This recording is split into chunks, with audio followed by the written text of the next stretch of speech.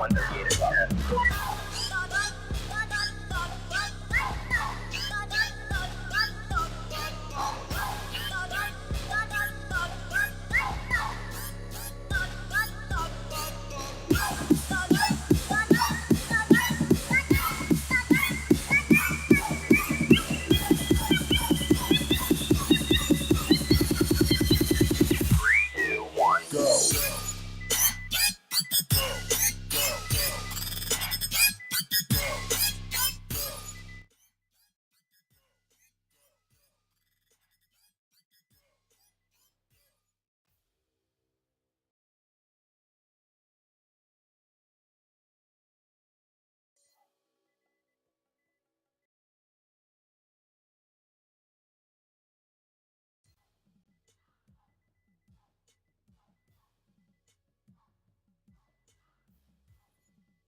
But some have a secret chapter.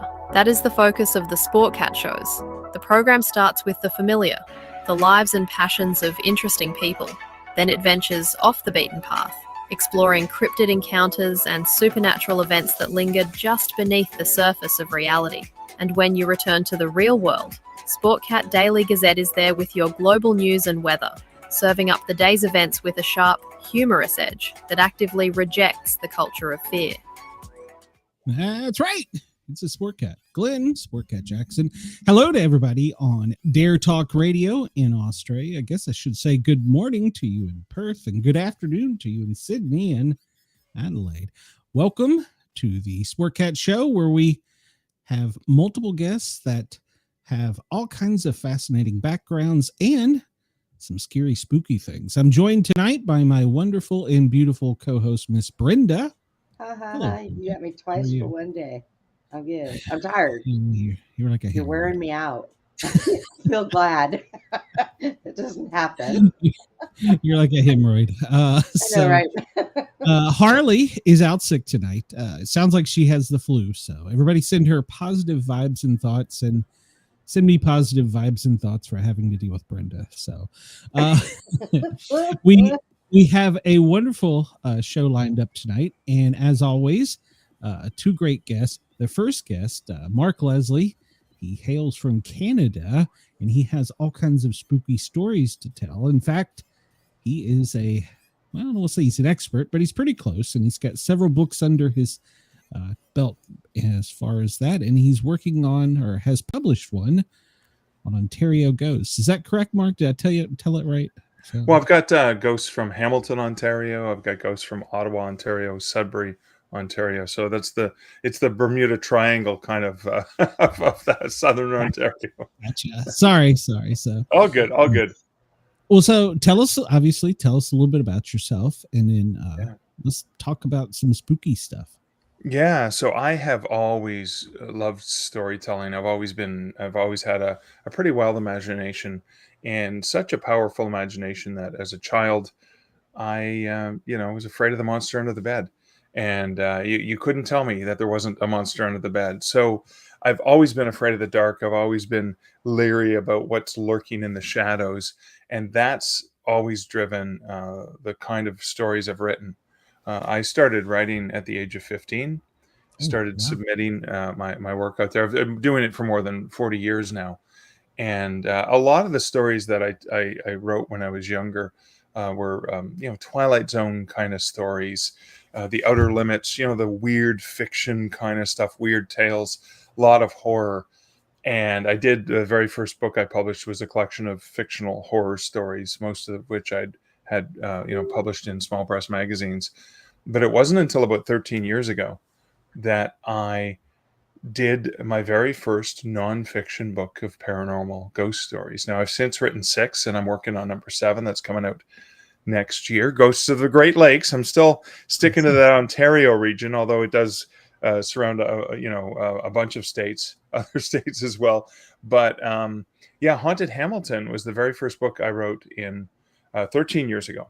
And it was fascinating for me because for the very first time in my life, my favorite class in high school was English class because I love the creative writing and I love the reading and all of the aspects related to that. I made it through math. I wasn't the smartest person, but I struggled through and I made it through math. But I just flunked history.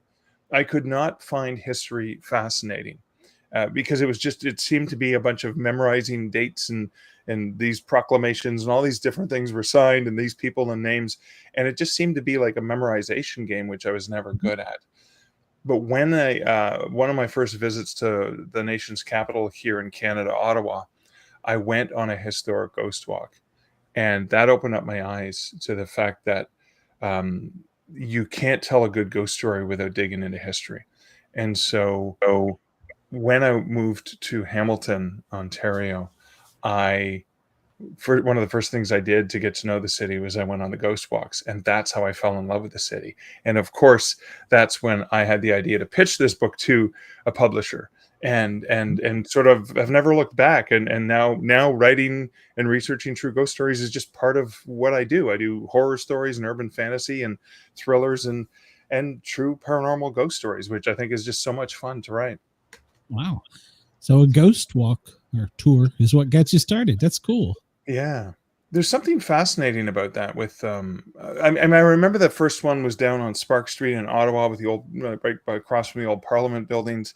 And the woman who did the tour was dressed in this Victorian dark robe with a top hat and an old fashioned lantern. And just, and again, I did theater when I was in university, so I love acting and I love that. And she played the role perfectly and told the stories and brought us right in to the moments. And that's when I went, whoa, this can be really cool. I can get scared and learn a little bit about history. Found something that interests you in history. There you go. Yeah, ghosts. Did you have any interactions on that tour? With ghosts? Yeah, the first one you went on. Yeah. No. It was just the storytelling, and it was just fascinating. I mean, history came alive through her storytelling, and that's when I went, because it was a really powerful. So you get this historical fact, you've got these legends and stories, and that have been shared and relayed, and then you've got someone who's relaying it like an actor doing a monologue, but also answering our questions and stuff like that. It was just so amazing. Now, when I go on a ghost walk, I have to. I'm still the world's biggest chicken. So when I go on a ghost walk, I like going in a big group, not a small group, and I like to be in the middle. So if anything's going to pick us off, they pick off the people around the edges, right? So, I mean, seriously, when I went with my wife a few years ago, I was hiding behind her half the time, so she's going to protect me. Oh, that's funny. Yeah. I love you before you push her into it, huh? Yeah. It's like, no, you save. Actually, you know what? We were camping one time. I have to tell you the story since you get a kick out of it. We're camping near a brewery outside of Ottawa, and it was a great place. You could set up a tent for $10 on the big field beside this brewery, which is out in a rural area right by a river. And that way you can, enjoy some drinks and stuff and then just tent. And in the middle of the night, I guess because people were arriving and stuff like that, and there were car lights and shadows and stuff like that, I remember waking up being really scared. And I was too scared to go check to see because I thought there was someone outside the tent or something. Bigfoot, maybe, who knows? And of course, Liz was the one who was the brave one who went out and checked that everything was okay while I was shivering in the tent. I had an experience similar to that. We were deeper in the woods and dead asleep, horrible thunder, electrical storm here in the south. I don't know how we didn't die. And she nudges me awake because I was miraculously sleeping like a log. And she says, "There's something by the tent." I was like, "Oh?" She's like, "Yeah, it rubbed the tent." I says, "Is it tall? Is it furry? Did it make a noise? Did it bite you?" And she's like, "Shut up." And I was, okay. I went back to sleep. So, it's really funny about camping and stuff like that. I'm not afraid of bears or anything like that. I'm actually afraid of Bigfoot or some other monster, because we were camping last summer. I was doing a paranormal event at a gemstone place on the highway in the middle of cottage country in Ontario, and we decided it was cheaper to camp instead of staying at a hotel because it was a multi-day event. And one night we had accidentally left some stuff, like the garbage was on the tree rather than locked in the car. And at a certain point in time, you could hear the sniffing on the other side of the tent. And our dog, our golden, is just snoring away, having a good time. And I'm laying there, I was like, oh my God, there's a bear on the other side of the tent. And so in that case, all I did was I just flicked the tent really, really hard and scared it away, fortunately. And then I got up and went out and checked, the garbage and stuff. And it had gotten in.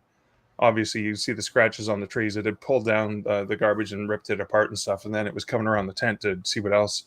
But obviously, it was just a standard brown bear. So it ran off. I wasn't afraid of that. I should have been. Yeah. I'd be afraid of if there was a Yogi monster. was hungry. Yeah. I got a friend that he works for a 3-letter agency, and so does his wife. And they were out camping when they were much younger, and they were dead asleep. And he said he woke up and there was something poking between him and his wife. And his first reaction, because of his training, was he punched it. He punched a bear in the nose. Oh my God. Made it scream and run. And afterwards he's like, what the hell did I just do? But that was his first instinct when you said that. But again, and obviously he survived. Yeah. I mean, most bears are relatively timid, right? Unless they're protecting their young or maybe grizzlies. Yeah. We don't have grizzly here in the South, so just black Okay. bears. Yeah.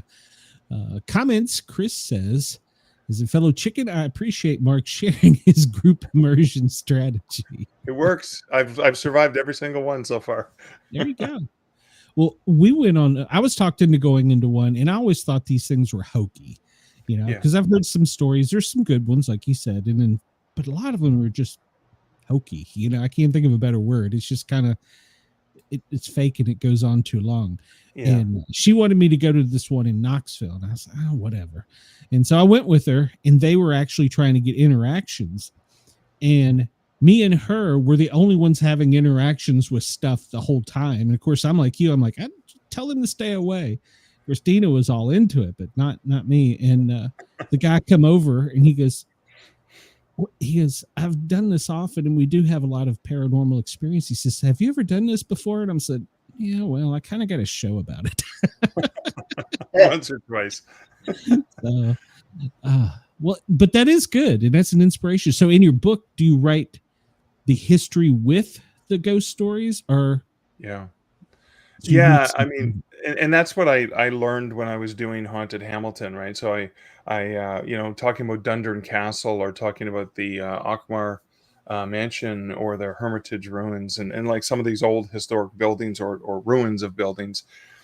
And you get into the architecture and where it came from and what style it is, and why did they build such a stately mansion as you're coming around Lake Ontario from the Toronto area into Hamilton. And it was to show off. It's like, look at this stately place on the hill, just on the hill overlooking the water.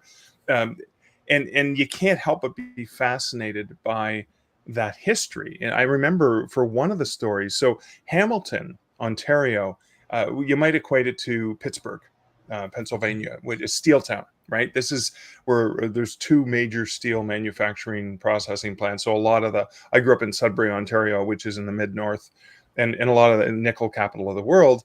And so, a lot of the resources are sent down to be processed in steel town. So I've always thought of Hamilton as a steel town. But when I was doing the research on one of the buildings, the Whitehorn mansion, which the customs house, it was the customs house, and then it had a fire, and then it was this thing, and it was that thing, and I learned how many different things it had been over the years. And I learned that steel town, Hamilton, was at one point textile town. The textile mills that they had in the city before it became a steel town. So it's like you learn something about a city that has like a reputation as being something, and you're like, no, it was a different kind of town in this era. And that's what this building was used for. And you see that the building has been, now it's an arts and culture center because it's a heritage building. And there's a lot of community events that take place in it. But, you've got all of these activities that continually change as the building's usage changes over time. But it's almost like when you think, when you look at a tree and you're looking at the stump and you see the rings in the different times and the eras. It's just so fascinating. Yeah, well, it makes sense. The city has its own ghosts, so to speak. So yeah, exactly. And one of the patterns, and I'm sure you've noticed this, is that almost every city, almost every locale, there's some common types of ghosts. Like the White Lady tends to be a popular one. So that was one of the ones when I was putting Haunted Hamilton together. And this was the custom house as well. There's even a poem from Alexander Wingfield, Alexander Hamilton Wingfield, that was written in 1873 that talks about the White Lady ghost. And I love the fact that there was a certain era in history where there were even articles, there were columns in the newspaper dedicated to sharing ghost stories. Why don't we do that anymore? Agreed. They tell you you're nuts now. Yeah. So. That's true. They sure do. Yeah, I mean, it's true. They really do. And I agree. I wish there had. And when you're saying that, I remember my son moved to Vermont. There's a covered bridge, and there's a White Lady ghost story about going through the bridge at midnight on a Friday, or I don't know the whole story, but Yeah. Yeah, you're right. So, and every town does have specific ones. Some are more famous than others. You can get Gettysburg, and you get the Headless Horseman. It's that time of year. So, Yeah. Well, of course, And yeah. any town that has a bridge, I think I've heard that Lady in White story. Even here, there's a long bridge that I used to live off of, and everybody used to say, "Oh, if you go there by there a certain time of night, you'll see this woman standing out there." And I'm like, dude, I've been seeing people like that since I was 5. I ain't never seen no woman standing on that bridge in a dress. Get out of town. she's lost. She's lost. Put her thumb out. What do you think that is? Do you think it's just folklore and it happened once and somebody ran with it, or have you actually felt the presence of some of these things? It's really fascinating because I also, as somebody who loves to research this and relay these stories in books, I've noticed patterns and trends in different eras as well, based on popular culture. And and what I try to do is I try to report what I've heard, the documentation, the articles, the interviews with people or whatever, document what I've heard, and then I look for a plausible explanation, like based on physics or the science that we understand. At least there's a lot about the world we still don't understand and can't comprehend, right? But whenever I'll give you a perfect example of that in a second, but because if I'm able to share a tale and then say, well, yeah, but it may be this.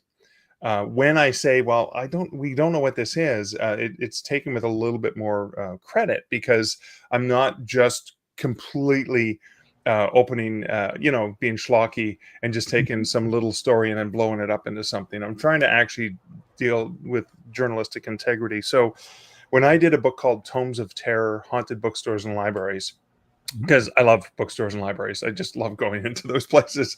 As Cicero said, a room without books is like a body without a soul. Some of the stories that would come up is people would say, well, this bookstore is haunted because the books will fall off the shelves on their own. Now, maybe not in Atlanta so much, but here it gets really humid in the summertime. It probably does in Atlanta as well. And I've worked in bookstores since the early 90s.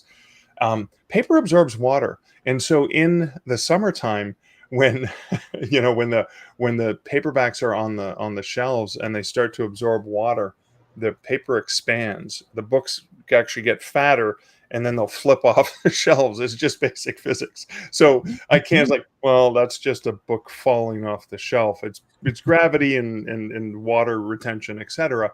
But one of the stories where a staff member went through the kids section into the back room to retrieve a book for a customer that was at the front of the store, and there was nobody else in the store at the time. It was a quiet time in the store. They walk through the kids section, there's no one there, and it's empty. Grab the book from the back room and come back. So they're not even in the back room for more than 30 seconds, and they come back out, and there's a giant pile of the Goosebumps books stacked up about 3 feet high, straight in the middle of the kids section, in the middle of the floor. And you're kind of like, well, that can't be explained. Like, who could do that fast? And nobody there to witness it, of course. So that's a little bit harder to explain than a book just dropping off a shelf in the summertime. That's true. I hadn't thought about that with the books, but that makes 100% sense. So yeah. Okay. So I had a bartender. Apparently bars are also haunted area in the Midwest. He worked as a barback and a comedian, so he was there at night cleaning up. He said, I hated going in the basement. The doors would close, things would get moved. You're gonna have to tell me where that is, because I am working on a book of haunted book. It's Spirits Untapped is going to be the name of it, and it's haunted haunted bars and breweries, and etc. I'll put you in touch with him. He's a Robin Williams impersonator. He was actually, Wow. I'm not bragging, but he was just in Twister. So, Oh wow. Awesome. yeah, every now and then we get lucky. So the castle is the one that you just wrote, or which one was the one you just wrote? You got me confused with the books. No. So this is Dundurn Castle. So the Ghosts of Haunted Hamilton. So Dundurn Castle is one of the most famous buildings in Hamilton. Actually has, it's tied to the royal family in Great Britain as well. So that's Dundurn Castle, and Dundurn Castle is one of this gorgeous, stately buildings. And one of the reasons I went with that subtitle for Haunted Hamilton is the publisher I was pitching it to was Dundurn Press. And I know that the owner, the founder of Dundurn Press, was a huge fan of Dundurn Castle, so he named it after that. So when I pitched the book, I made sure to include Dundurn in the subtitle, just because I was, of course, playing upon his positive biases. So yeah, Dundurn Castle was this stately building, a beautiful building. It's got some really beautiful grounds, several built, like the main building, and then the barn, and some of the other structures as well. It has one of the most fascinating stories from Dundurn Castle was documented in the Hamilton Spectator, which is a newspaper, a daily newspaper in Hamilton, Ontario. And it was about this uninvited wedding guest. And there's a wedding. So Dundurn Castle is this gorgeous old historic building. They got, the sweeping staircases, and the grounds are gorgeous. So it's a really popular spot, either to host weddings, or after they go get married at a church somewhere, then they come over and they book the space for taking photos. And they're on the front of the building. The wedding party's there, and then there's this young, beautiful woman looking out the window from an unoccupied building that no one was in at the time. And none of the staff that worked there looked like her. And they found, when they compared some photos, that this was the young teenage girl of the original owner who had died young. And it looked a lot like her. And it was believed that she was there because she wanted to be a part of something, because she never got a chance to experience that, because she died before she had a chance to get married and to live the life she was looking for. And it was so fascinating and this was a more modern, right? This was like in the 80s as well. So it wasn't like 1892. They're going to write about ghosts in every second page of the newspaper. It's kind of like, this is a modern newspaper that doesn't really talk about stuff like that. And it was in a popular column of somebody who covered Street Beat, covered just different interesting human interest stories. And I love that the human interest story was about Sylvie, was about this young woman. And it was, again, it was a touching story. No one was creeped out. I mean, yes, like where did she come from? But it wasn't a scary thing. And I think that's the other thing about ghost stories, is sometimes when you dig into the story, can be really beautiful. It can be really touching too. It's a connection with something most of us don't get to experience. Now, I know Brenda, for example, and you, Glenn, as well. Like you guys, I equate it to, there are some people like sommeliers who they taste wine and they can tell you it's got like oat of nuts and it's got all these different essences and stuff like that. And I just go, yeah, it's dry. It's yummy, it's sweet, whatever. Right? And I think the same thing is, most people walk around, have no clue that there's other things going on that interact with our world. And some people can see them and taste them. And you're so stuck like this. Yeah, exactly. Well, yeah, because everyone's got their head down in their phone, right? Yeah. So, no, you're right. I do more time out in the woods, whereas Brenda experiences the creepy, crawly indoor stuff. And I can hear all the stories about stuff going on outside, and I'm be like, yeah, maybe. And then occasionally you hear something or you have something happen and you're like, okay, I can't explain that one. Yeah. So yeah, it's and speaking, I live not in Metro Atlanta, but just outside. There's things that goes on in the suburbs people don't even realize. I mean, as far as things outside, aside from your raccoons and bobcats and stuff like that. So I don't think that whatever it is, I don't know what it is. I don't think it knows the same bounds that we do. So so same with ghosts. For sure. They don't know bounds. You have to give them to them because they can get out of control. Yeah, very fast. I would think so. Yeah, I mean, so I always have a hard time with ghosts because I grew up in a haunted house. So, like you, I am very scared of anything like that. And I always have a hard time trying to figure out why is X here? Why is X there? I mean, some things you can figure out, like Gettysburg Battlefield and hospitals and stuff like that. Yeah. But some places have a great history, and you don't know why. Yeah. Oh, for sure. So,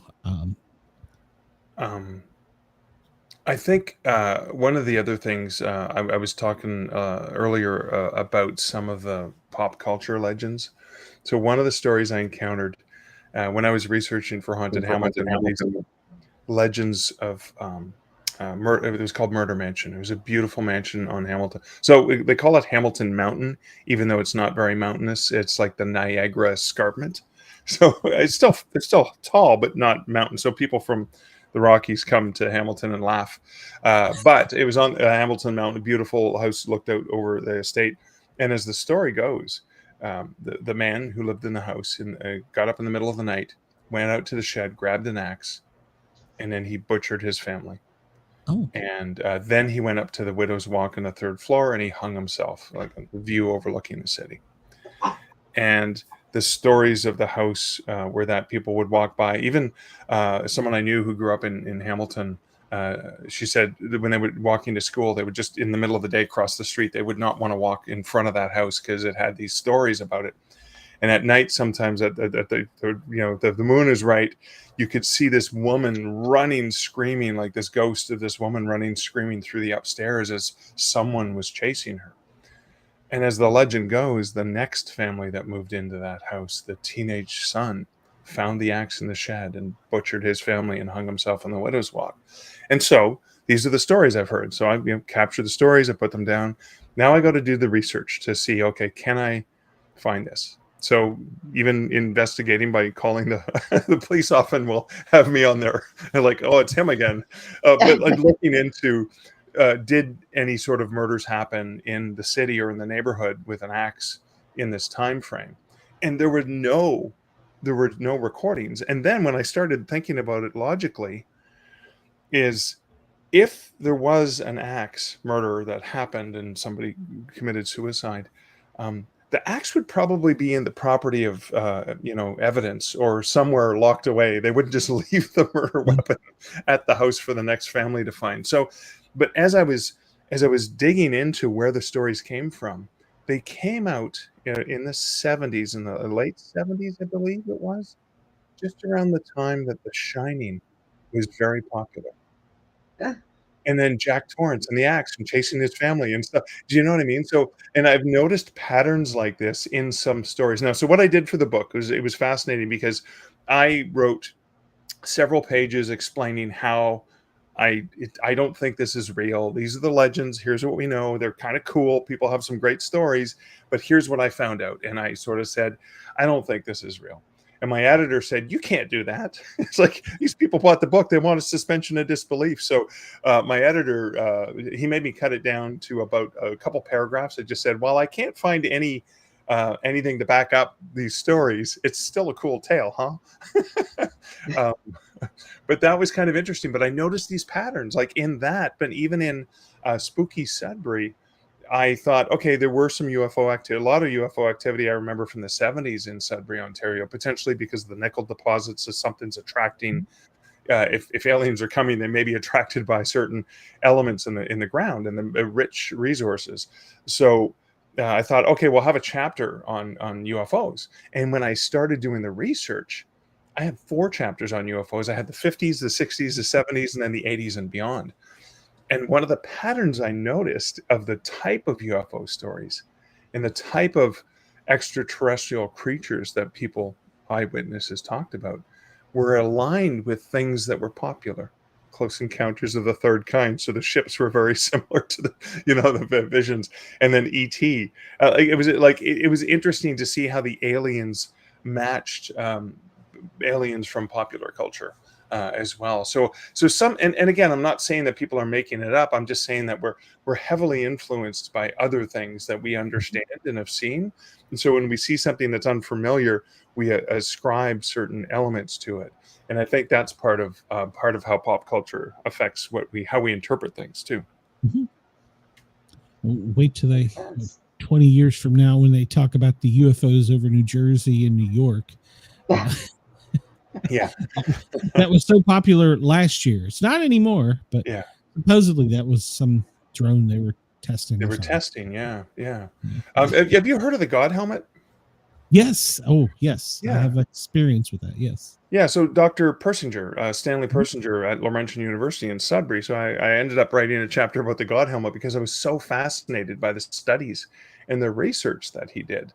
And again, when you're in that sensory deprivation, when you're in those conditions, it kind of alludes to, if you're somebody who is very spiritual and believes in angels and demons and stuff like that, you sense either a demon or an angel presence. Sometimes, if you're more inclined to be someone who believes in UFOs, sometimes you believe that it's, it's an alien that's standing over you. And it also, when you look at research going back to, especially the East Coast of Canada and the US, the stories, the legends of the old hag, that people would wake up and feel like this hag pushing down on your chest and stuff like that. But it's related to a natural phenomenon that happens to us when we sleep, or at least that's what we've explained it as. Yeah. is something because you wake up with sleep paralysis, which that's what your body does to protect itself.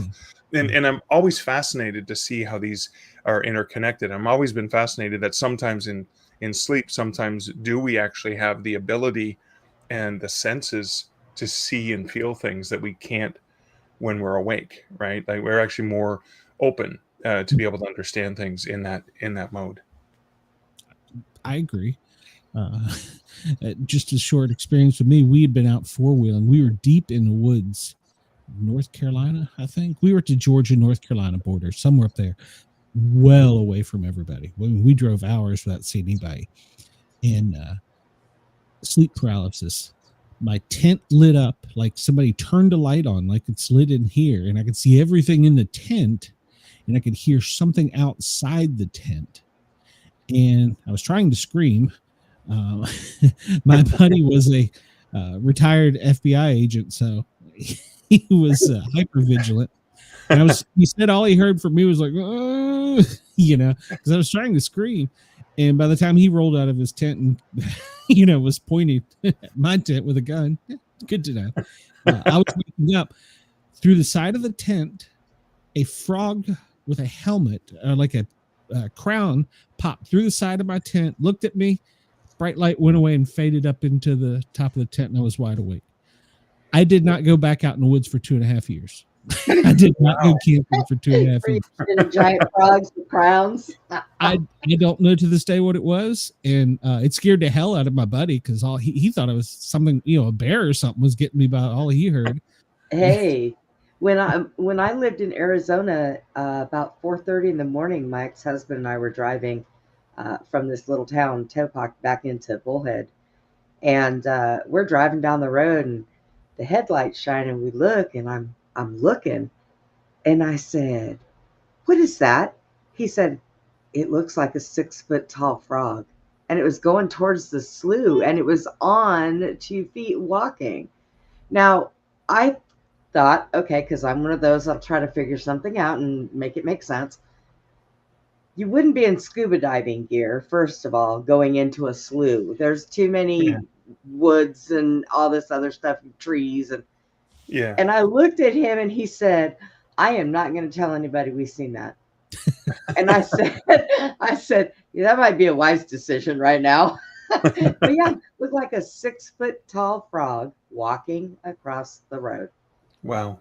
And we just kind of looked, because at first I was like, do you see that? Am I just, is it too early in the morning for me? He said, no, it looks like a frog. And you're right. People would think you're crazy. They put you in a nut house. They'd be like, were you drinking? No. Chris says in the chat, with Atlas, 31 I Atlas being predominantly nickel and not iron, as comets are, your nickel attraction theory could be true, which is... And most of the nickel deposits came from an extraterrestrial object that struck the Earth millions of years ago, right? The Sudbury Basin is a giant meteorite crater. Well, there's one hiding behind the sun that we have no idea what it is. So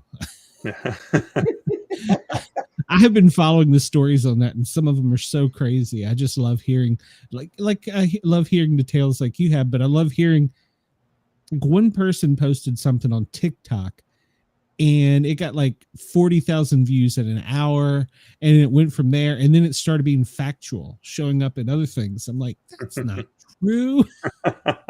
Yeah. So, like you said, one tale starts and then it goes. Yeah. And you're talking about the woman in the South. We have Spearfinger, which is the same thing you were just talking about. You wake up and the hag is over your face. Yeah, she's a Cherokee lore. So it's every area has almost every culture has some stories like that, which is, I just find so fascinating. I mean, and that's the other thing about ghosts and the afterlife, and almost any culture throughout history and time has some sort of tales about the afterlife and spiritual entities, and so, I mean, it's just, I always find it really fascinating when you dig into the history of ghosts and the history of ghost stories as well, and I guess, I mean, I'm of the mind, like I am very much of the, there are more things in heaven and earth than are dreamt of in your philosophies, Horatio kind of thing. It's like, we can't explain. We just, we didn't understand certain things about science, even 70 years ago. So there's way more in the universe we just barely understand. And again, because I'm doing a book of ghost stories of the Great Lakes, I mean, think about the depths of the lakes. Lake Superior is an example of the deepest, most volume. Like there's hidden things there that we don't, it's like, never mind the oceans. There's so much on our own planet, even in the biological, physical realm that we don't understand. There's got to be a lot more in dimensions we can't comprehend or can't really appreciate because we just can't see it. I had someone explain the concept of a tesseract to me. Which is, like that you take a 3-dimensional, like a box, and you fold it out as 2 dimensions. And then when you fold it up, it becomes a box. But then what if you take that box and do the same thing with it that you did with the layout, and you fold it into the 4th dimension, which we can't comprehend, is it's beyond our ability for most of us anyways. Yeah. And so with the research on the Great Lakes, you finding like monsters or well, I mean, there's monsters, there's unexplainable disappearances, there's all kinds of different things, but what fascinates me the most is the unknown. So much of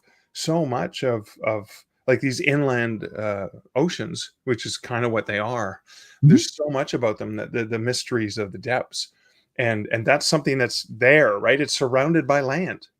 Yeah. Right. You've got Michigan and Ohio and New York and Ontario, like all around these lakes. So it's, and in Canada, the most populous part of Canada is close to the Great Lakes as well, especially Ontario, Lake Ontario at least. And so I'm always fascinated by how we're drawn to the unknown. We're drawn to the depths. We're drawn to the things we can't properly understand, perhaps because we're trying so hard. Yeah. And trying to put, like you said, a label on, or put it in a box. Yeah. And Brenda messaged me and she said that her internet went out. So, oh no, they've been having storms in Texas. So she's It's been without water. Now she's without internet. I could do without water. Internet, I don't know. So, have you had any real experiences with these things? Yeah. So interestingly enough, so I used to jokingly say in interviews, "Oh, I have never had a paranormal experience. Thank God, because I'd probably have a heart attack and faint, or have to change my underwear, or whatever it is." And joking about that. I know my wife Liz and I, when I was researching Creepy Capital, there's a hostel in a youth hostel in Ottawa that was the old Carleton jail, and it's one of the allegedly the most haunted buildings in Canada. And you can stay. It's one of the cheapest places to stay in the city. You can stay in an old converted jail cell for really cheap. And Liz is like, "Let's do it." And I'm like, "No, you stop. You insane? I'll be at the Novotel across the street, with all the lights on." Um, so she's always she's not a believer. I'm the one, the true believer, and I'm scared of everything. And she's the brave one because she's like, "Come on, don't be ridiculous." So when I had just released, I co-authored a book called Haunted Hospitals with Rhonda Parrish. So it was like 33% Canadian stories, 33% American, 33% rest of the world. And I was going to a writers conference in Orlando, and Liz works in education, so she's off in the summer. And so we decided it would be fun to drive to Orlando because we could take our time, and we were beer fans, big craft beer nerds, and we thought, because I'm also working on this book of bars and breweries, we picked specific haunted locations along the way that we wanted to stop at, like bars and breweries, so we could try the beer and get some stories. On the way back, Haunted Hospitals had just come out, and Rhonda and I split. Like when I co-author, I split the research, so we like divided up and say, "Okay, you're going to do these stories, I'm going to do these stories," and we ended up coming back. So we took 4 or 5 days to get down to Orlando. When the conference was over, we're like, "Okay, we're going to do it in 2 days," like 14-hour drive days. But the first day we looked at, there was the Trans-Allegheny Lunatic Asylum in Weston, West Virginia. And that was one of the chapters that Rhonda had written about. So I had only just proofread the chapter. I didn't do, like, is it when you write about the chapter, you do all the research and you have all this information and then you distill it down into something. So I knew very little because I'd only just read what she had written. So I thought this would be so cool. We'll go, I'll get some pictures of me in front of the building, stuff like that. And they're doing tours, haunted tours. So we decide we're leaving Orlando in the morning. And we're driving all day because we want to make it to Weston, West Virginia from, the down almost the tip of Florida there. Yeah. And it's about 1 a.m. We're going through the hills in Virginia in the fog, and we're tired. And we pull up to the first hotel, and Liz is driving. So I run in, and the parking lot's full. And I run in and say, "Do you have any rooms?" They're like, "No, sorry, we're completely booked up. But there's a condo lodge just a couple miles down the highway. You'll see if you can get in there." So we get back in the car and we go, and we get to the Econo Lodge, and the parking lot is full. And like, we're just tired. We want to get up. We want to go on this ghost tour in the morning. And I walk in and say, "Do you have any rooms?" And they say, yeah, we have one room. And then there's this long pause, and I'm going, "Oh no." And he said, "But there's only 2 double beds. That's all we have. Like no queen or king or anything like that." And I said, "I don't care. We just want to sleep. We just want to sleep. This is like, we just need a bed, basically." And so, we go grab the stuff from the car. We check in. We get into the room, and Liz says she's exhausted because she's been driving most of the day. She says, "I'll take the bed by the wall, by the bathroom." And she just puts a hoodie on, covers her head, and she rolls over, and she's out like a light. Whereas it takes me forever to fall asleep because I'm always scared of things in the dark. So I take the other bed, and I managed to finally fall asleep. And I'm excited because we're going to be going on this ghost tour, and I get to see some things that Rhonda had written about. And in the middle of the night, I wake up and I hear this shuffling of feet, and I look up and I see Liz moving around the side of her bed towards the bathroom. And I'm laying there, and I watch her and wait for the light to turn on, like the bathroom light. It's like, what the heck? And then I was like, "Well, how come she's not turning on the light, like in the bathroom?" And then all of a sudden I hear this like snore breathing from the bed beside me. And I look over, and Liz is laying in bed. Oh. And so I sat up, and I'm like, "Oh my God, there's a woman in the room, and she's in the bathroom." And I'm big chicken. Now, I've made the mistake of waking Liz up to check for monsters. I don't do this because she was the one who was driving most of the day. She's tired. She's not going to put up with this. I'm like, I'm just hallucinating. So I turn my my flashlight on my phone, and I go and I check, and there's nobody in the bathroom, and I check, and the latch is still on the door, and I was like, listen, okay, I figured it out. This is what happened. I'm laying there. Liz gets up to go to the washroom. I fall asleep. 5 minutes pass. She goes back to bed, and I wake up 5 minutes later in the exact same position, and I think a second has passed. Right? That happens. That's natural. Okay. That's all it was. That's all it was. I finally convinced myself we're fine. No one's in the room. Go back to sleep. Then I hear this sort of, this clinking on the table at the foot of my bed. And that's where my laptop is. That's where our passports are. My laptop bag and the passports are there at the end of the bed. And again, I sit up. I'm like, someone's going through our stuff. And again, I check the light again, and I check the door. And then I'm like, oh my God, maybe it's the door between the rooms. And I check that, and it's still locked. I was like, okay. Here's what it was. Someone upstairs dropped something, and it sounded like it was in our room. That happens in hotels all the time, right? Absolutely. So fine. I think I maybe got an hour of sleep before it was time to get up, because I'm still nervous, even though I've told myself it's nothing. And we're getting ready in the morning, and we're getting dressed and stuff like that. And I wasn't going to say anything, because, I didn't wake her up. So I was proud of myself, but I said, well, did you get up at night or whatever? And she's like, no, I didn't get up once. I'm like, no, you got up and went to the washroom. And she's like, no. I was like, I never got out of bed once last night. I honest. And I was like, are you sure? And so I explained the story, that I see this woman moving around the side of her bed. And then I heard someone going through our stuff, and I explained that. And her face goes completely white. And I go, what? She goes, well, I thought it was a dream, but in the middle of the night when she's laying there, she felt someone standing over her.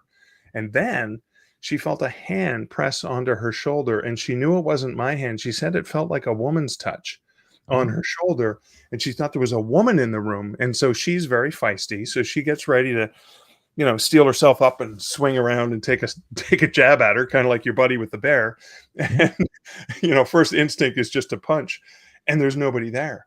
And so that kind of freaked her out. And she's like, oh my God, there was a woman standing over my bed and touched my shoulder. And I saw a woman walk around the side of her bed, and I heard someone. So the cool thing is after like sharing these stories, I'm like, oh my God, do you think there was a woman wandering around the room last night? Like, she's trapped here.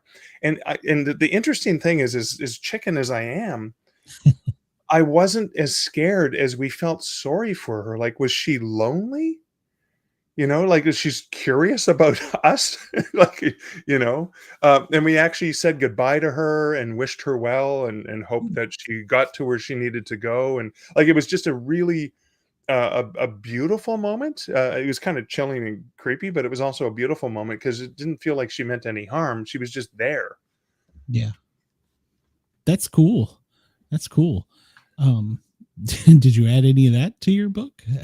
No, I didn't, because I haven't done a book on hotels yet. And I did. So the interesting thing is I went and talked to the staff and asked, like, hey, any weird things happen in the room? And then even called the manager later on once we got home, because I like to do my due diligence. And so sometimes you're like, oh yeah, you met Lily or whatever, right? Because sometimes you hear those stories, and nobody had any. And so I've constantly been searching to see if anyone's encountered anything weird in that hotel, and I haven't yet. So that's the thing that I will, when I write a book about haunted hotels, I'll definitely include, probably in the introduction, my own personal experience, as well. So, yeah, I stayed in a similar story. I was coming home from, my son moved to Vermont, and I dropped my friend off in Northern Virginia, and then I drove down. I was going to see mom in Tennessee, and I stopped at this.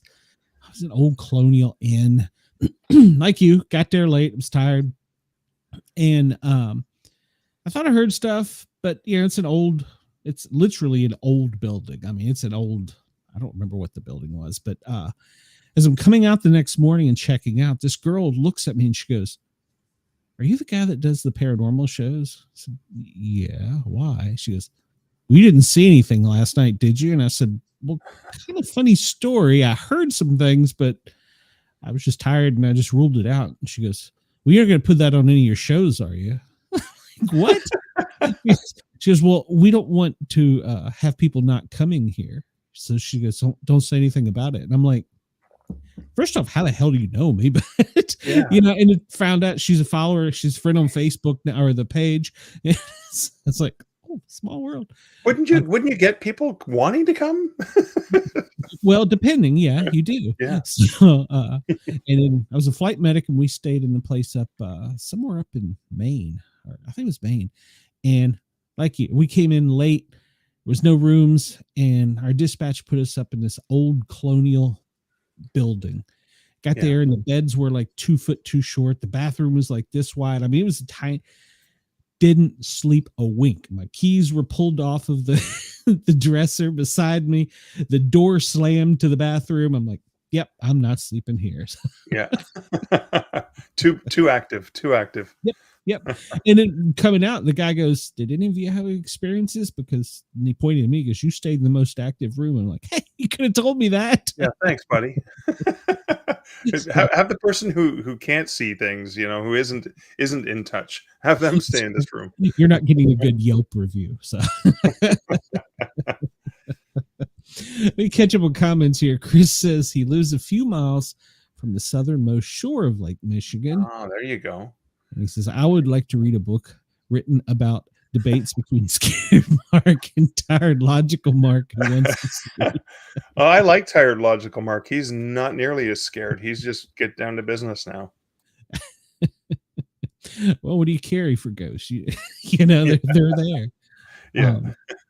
Well, what do you believe these things are, real quick? Just after all your research, and what are your thoughts? I think they're more than one thing, actually. I think some ghosts are the spirits of the departed who haven't left. Haven't left this mortal plane, maybe because there's unfinished business, or maybe they're confused, right? I think Brenda had mentioned earlier, people just walking into a room saying, am I dead? Yep. Yeah, you're dead. That might have been before we went on air. My apologies if you're like, I don't remember her saying that. But I also believe that in some cases, things can happen that can be so powerful, like impressions in time and space, that the emotions can be so powerful. I actually believe people can leave their spirits behind even while they're still walking around alive. I've even written fictional horror stories about the concept that something so traumatic happens that we've left an impression in space and time, like on a cathode ray tube, and that's still there. So even though the person may not have died in that place, something really deeply, profoundly emotional and powerful happened. And especially sensitive people can pick up on that and go, something happened here. It didn't have to be a murder. It didn't have to be a death. So I believe ghosts can actually be spirits of the departed, but they can also be spirits of the still living, leaving pieces of yourself behind, like, your heart in San Francisco and all that. Yeah, no, I buy that. And with the sort of trapped in time theory, like dark, heavy places like Gettysburg, I believe have just that kind of impression, residual energy, bad energy. So I agree with that. Well, think about like the battlefields in Normandy. I know even in southern Ontario, just on the outskirts of Hamilton, is the Stony Creek battlefield, the War of 1812. A lot of soldiers died on that battlefield, and they're still heard and seen sometimes at the right time of day, like these weird, figures in the mist, and the sound of old cannons firing. You're like, where's that coming from? Mm-hmm. Yeah, no, I agree with you. And I also agree there's different things or types. And I also think there's some that don't maybe mean us well, but somebody did point out, one of my guests, she goes, well, think about this. If you were an ass in this life, are you going to be an ass in that life? Okay. It's consistent, at least, right? Point taken. So I agree.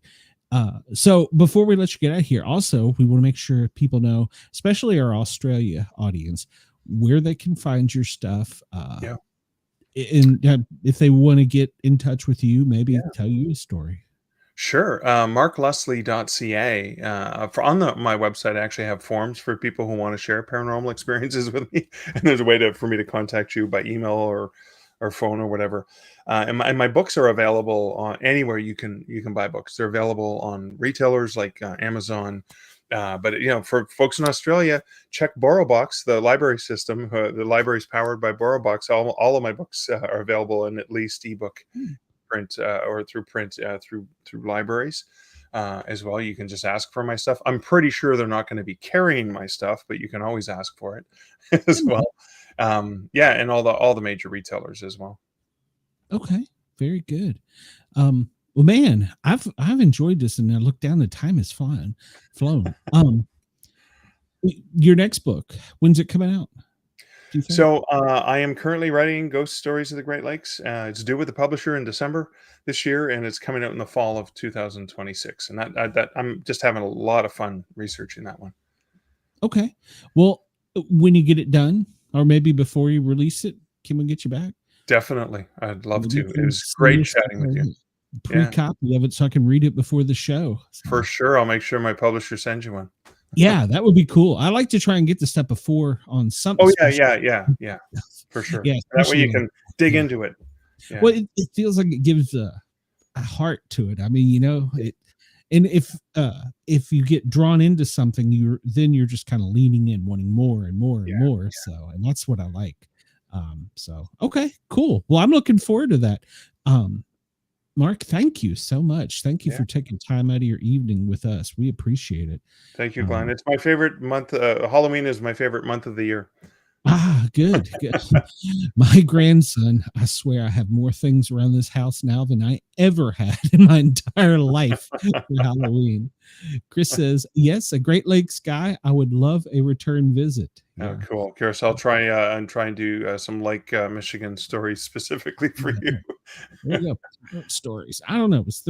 Were there pirates on those lakes? There were some pirate activities. There are some like a lot of disappeared ships, and there's so many legends about lost sailors and lost loves and monsters. Some monsters that have been spotted in certain locales. So it's gonna have a fun mishmash. There's probably going to be some UFO tales in there too.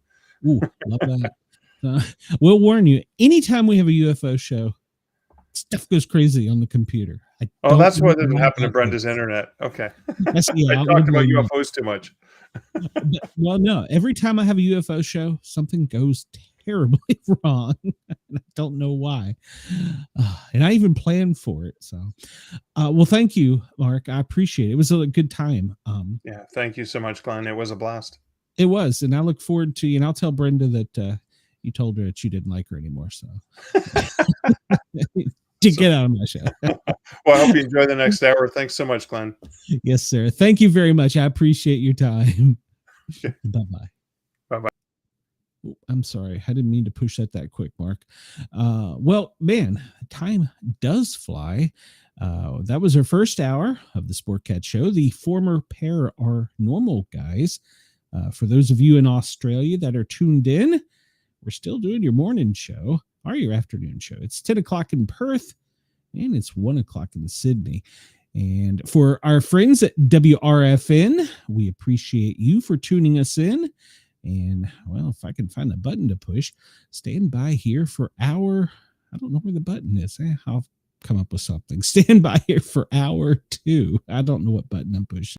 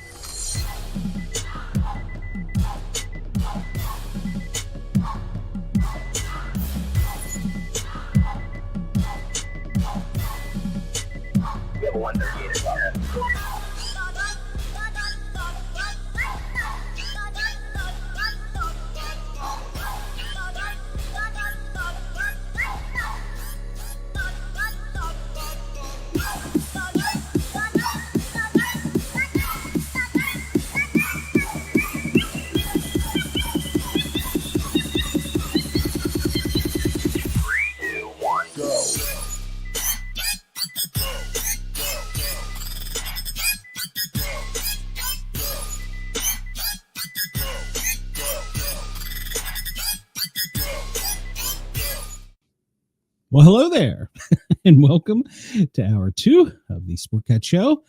We had hour 1, which you just heard, was a great guest, and we always have 2 guests. Sometimes I have co-hosts. Other times I'm just by myself, and I'm lonely here. But I have the chat, and I'm lucky tonight because the second guest this hour, Miss Shaw, Jennifer, I think it is, has been here multiple times, or at least a couple times. And so I'm going to just bring her out because I feel like you're an old friend. How are you? I'm doing well. Yeah.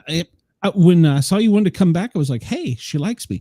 Oh, and by the way, I don't know if you know my family, whatever. I was in Tennessee and then I got behind. I have your video desktop waiting to edit. I promise you. So I apologize. How the heck are you? I'm sorry, what? I didn't catch that. How the heck are you? Oh, I'm doing good. I think there's a cold going around though, because my kids are back in school and my oldest came home early today. So I'm fingers crossed I don't get sick. They bring home everything. So. Yeah, it seems like this time of year it's terrible. Everybody's inside because it's cold outside. And yeah. Harley was sick, so that's why it's just me. You just got me tonight to pick on. So that's okay. No, I'm good. Just kidding. No, we love having you here. So tell us again about your books, because not everybody.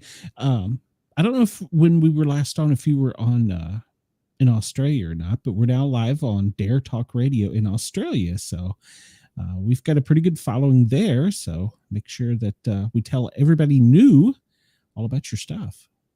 Yeah. So I have a series. It's a magic fantasy, action adventure, some supernatural suspense, kind of sprinkled in for good measure because I get bored. And the arc of my series is that there's our world, our time, and a coexisting magical realm, but there's a veil that separates us. And we can't see across this veil because we don't have magic, but these creatures that do can and have, and they've been the source of inspiration for our fairy tales, mythologies, monster stories, what have you.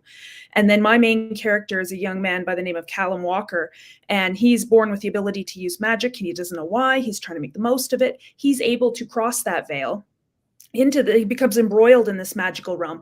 He's learning about this world. He's learning about all the beings therein. Adventures ensue, and we follow him through the series as he's trying to figure out who he is, where he belongs, because he's too magic for here, but too human for there, and master these abilities to survive. Wow.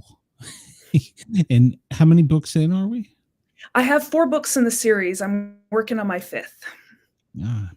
And we just follow him through his adventures, and it's starting, I can see it, introduce the character and their struggles, and things are getting more epic and darker as we go along through the series.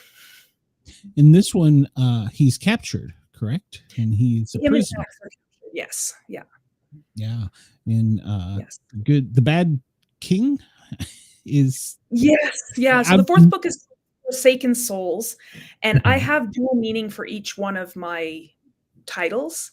So in this one, there's war brewing between the northern elves that Callum is familiar with and these southern elves who are called the Dundurn.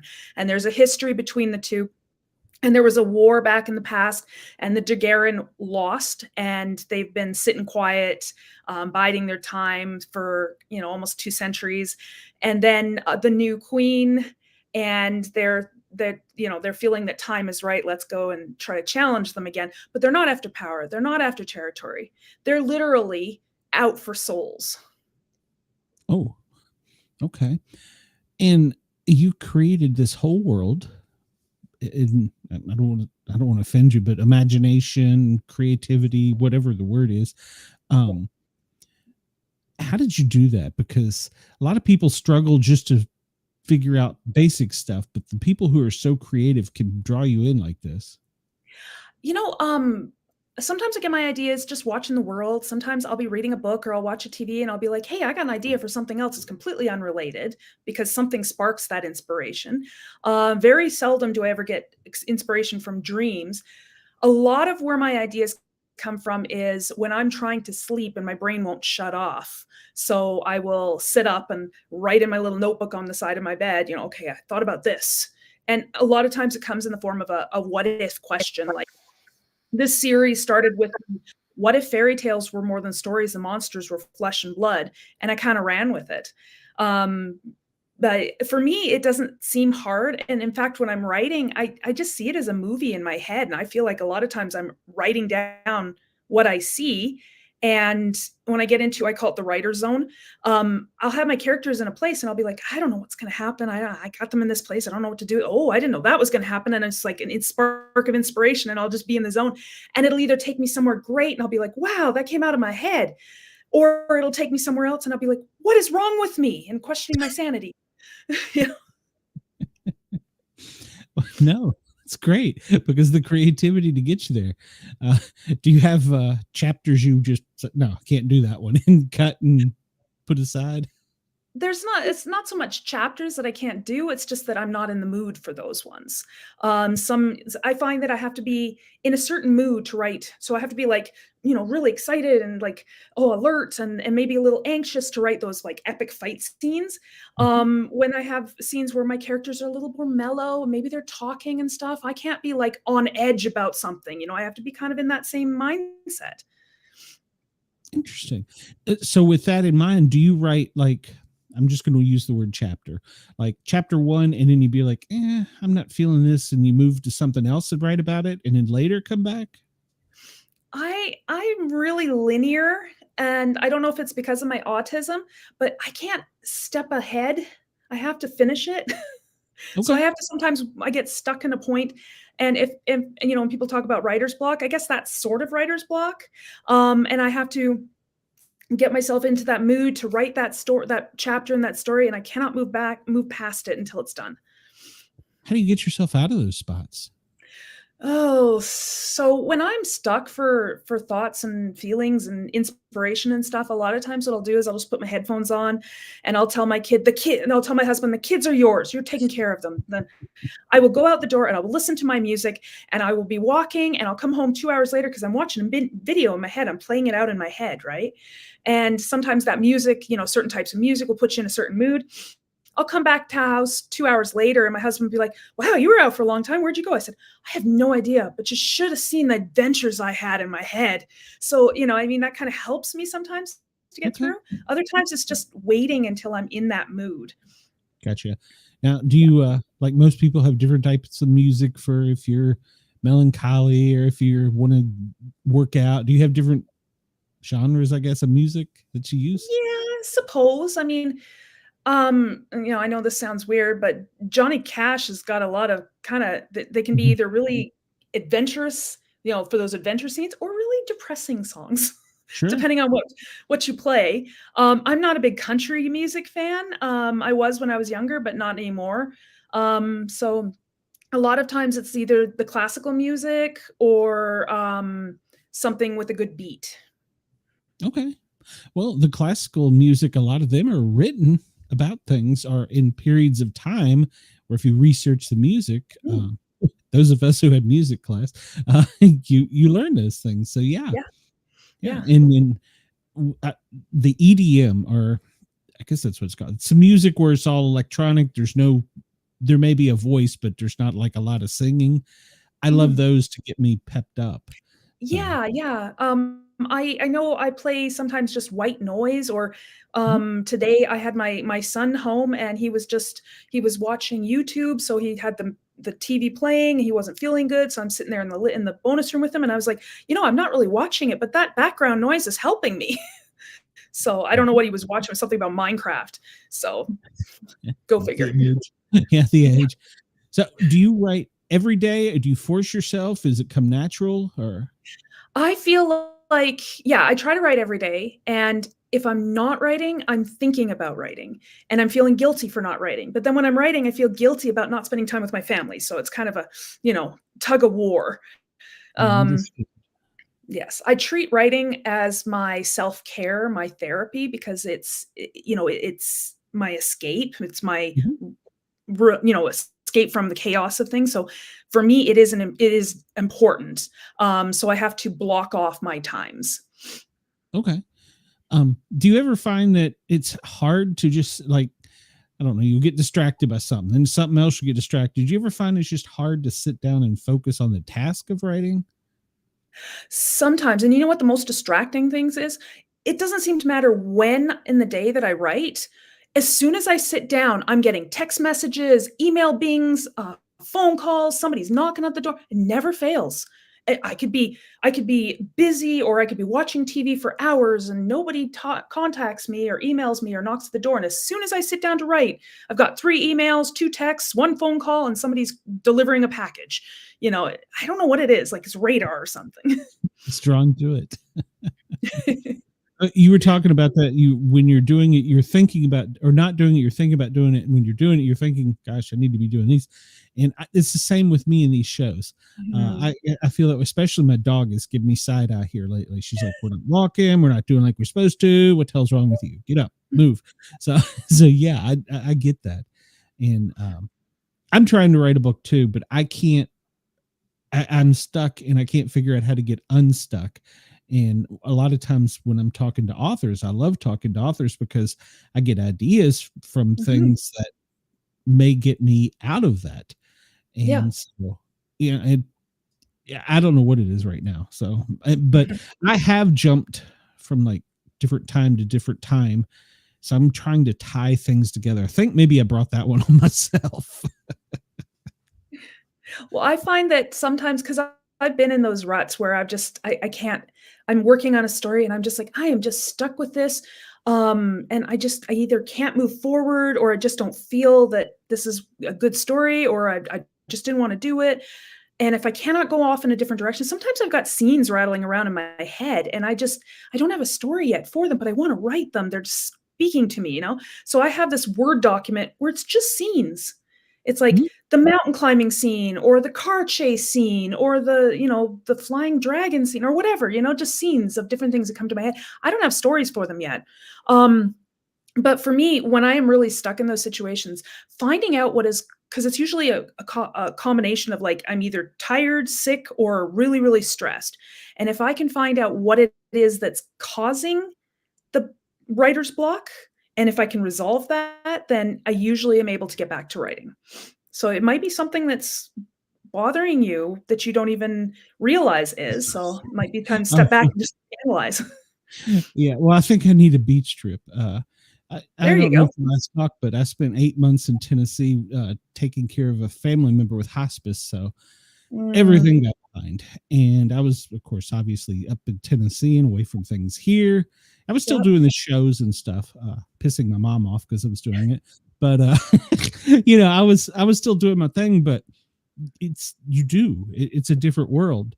Yeah. Chris Yeah. I know says, life is crazy. I wish we could just sometimes I really wish, yeah, I really wish that I could just pause life sometimes. Can you imagine how much yes, I could get done if I could just pause life and go and yes, do all the things I needed to get done? yes. And, I always, yeah. Or if Chris says, by the way, for the radio listeners, your dog is as shocked as I am that you're an EDM guy. Well, tune into my show tomorrow on Thin Line Rock Station, and you will hear some Skrillex. EDM for me means Edmonton. Oh, that's okay. That's Yeah, so this is short for Edmonton. I was like, "Oh, you're from Edmonton." That's what I thought when I first saw that. I didn't realize, yeah, I was like, that was what clicked into my brain. No, things do have multiple meanings in different places. So yeah, no, you're right. But yeah, electronic dance music, the mood. It just depends on the mood. Exactly, right? Sometimes you just need to get out and try something new, and it'll give you some ideas because you get in the same place, the same every day in, day out. I mean, I'm a mom at home and I don't get out a lot. And my husband and I took our first vacation last year. And, since we got married, so it's been 12 years now. So that was our first vacation in 12 years. He owes you more than just one after 12 Oh, he years. owes me a honeymoon. I don't think babysitting grandma for 2 weeks counts. Ooh, there might be Yeah. some anger issues there. You go. No. I'm just keeping track. Yeah, women do. Yes. Yeah. Where did you go, by the way? Oh, we went to San Francisco area. We went to Napa Valley. We went to Muir Woods. Oh, I love that. That was beautiful. I got to go to Alcatraz. That was really fun. And then we were in San Francisco for a couple days. Cool. Get any inspirations for stuff from your stories while you were there? Yes, Alcatraz was very inspiring. I've heard that. It's very I've heard creepy that. too. Yeah, that's what I was gonna say. I followed up with I've heard it's very creepy as well. Yes. And There was some areas and that I'm just glad they didn't let us go into. I didn't see any of the videos and the documentaries before I went. Otherwise, I might have had a different opinion. I'm kind of glad I didn't because I saw them afterwards and I'm like, why did I go again? did you feel or have any? Yes. Oh yeah, I had there was one, I don't know if I had told you this on the last one, but there was one cell that we went into is an isolation block in D wing. I think it was like D14 or something. And they've had a lot of people have had experiences in there. And so you walk into it, and it's a concrete box basically. And they've got this little area that you stand in front of, and they've got a bar separating you in the front little area from the inner part of the cell. And all the other isolation cells were exactly identical in size, shape, and layout, and they all had their barred gates open so you could go right into the inner part. This one didn't. And I guess this was one of those cells that they said was haunted, and there was experiences and accounts that people had and a prisoner that had died in one of the cells. He was strangled, I think they said, but he was alone, so that was really weird. Yes, but I went in there, and the inner cell, you couldn't go into the inner cell, but I felt really sick and nauseous while I was in there all of a sudden. And you go in there and it's just all of a sudden all the sound out in the hallway, you can't hear any of it. It's just muffled. And I felt like there was somebody in there like watching me, but I couldn't see anybody. And I even snapped a few pictures, and I wouldn't see anything on the pictures and stuff. But as I was leaving, and I stepped across the threshold, I heard something bang against those bars inside the cell. And I could probably have, like, oh, maybe I heard something, but the half a dozen people that were also walking by stopped and looked like, oh, what was that? And so it wasn't just me that heard it. But it was really strange. There was, yeah. I'm glad I didn't stay in there longer. What, sorry? Did your husband experience any of that? No, but he's not very sensitive. So not sensitive to those things. Yeah. No, I knew what you meant. He's a Marine. No, I knew what you meant. So, yeah. No, he didn't go in there though. So he wouldn't have felt anything. Even if he walking by, I don't know. He didn't go into that cell. He didn't really enjoy Alcatraz, I think, as much as I did. I like the layout. I like looking at the old buildings. And we went to one place in Napa Valley. I can't remember the name of it, but it was built and shaped. It was built identical to a castle, like old French castle. And some of the things that were in France were brought over to, so that they were antiques and stuff. And I like that architecture, and just trying to think about like, well, what was it like there then? What would it have been like for people living in that time? And I was thinking the same thing when I was in Alcatraz. Yeah, it's a very dark place. When you went in, do you think that the muffling of the sound was the entity, or do you think it was just the actual barrier distance wise? I don't know, because it was slightly muffled in the other cells, but not like this. Like it was like the whole world, the sound outside disappeared and there was nothing. And I don't know, that was strange. It could have been something. I don't know. It's kind of one of those experiences. It's hard to articulate it. So I'm, Sure. But it gave me some inspiration for things. So Well, have you ever seen anything or? yeah, I've seen things throughout, here and there.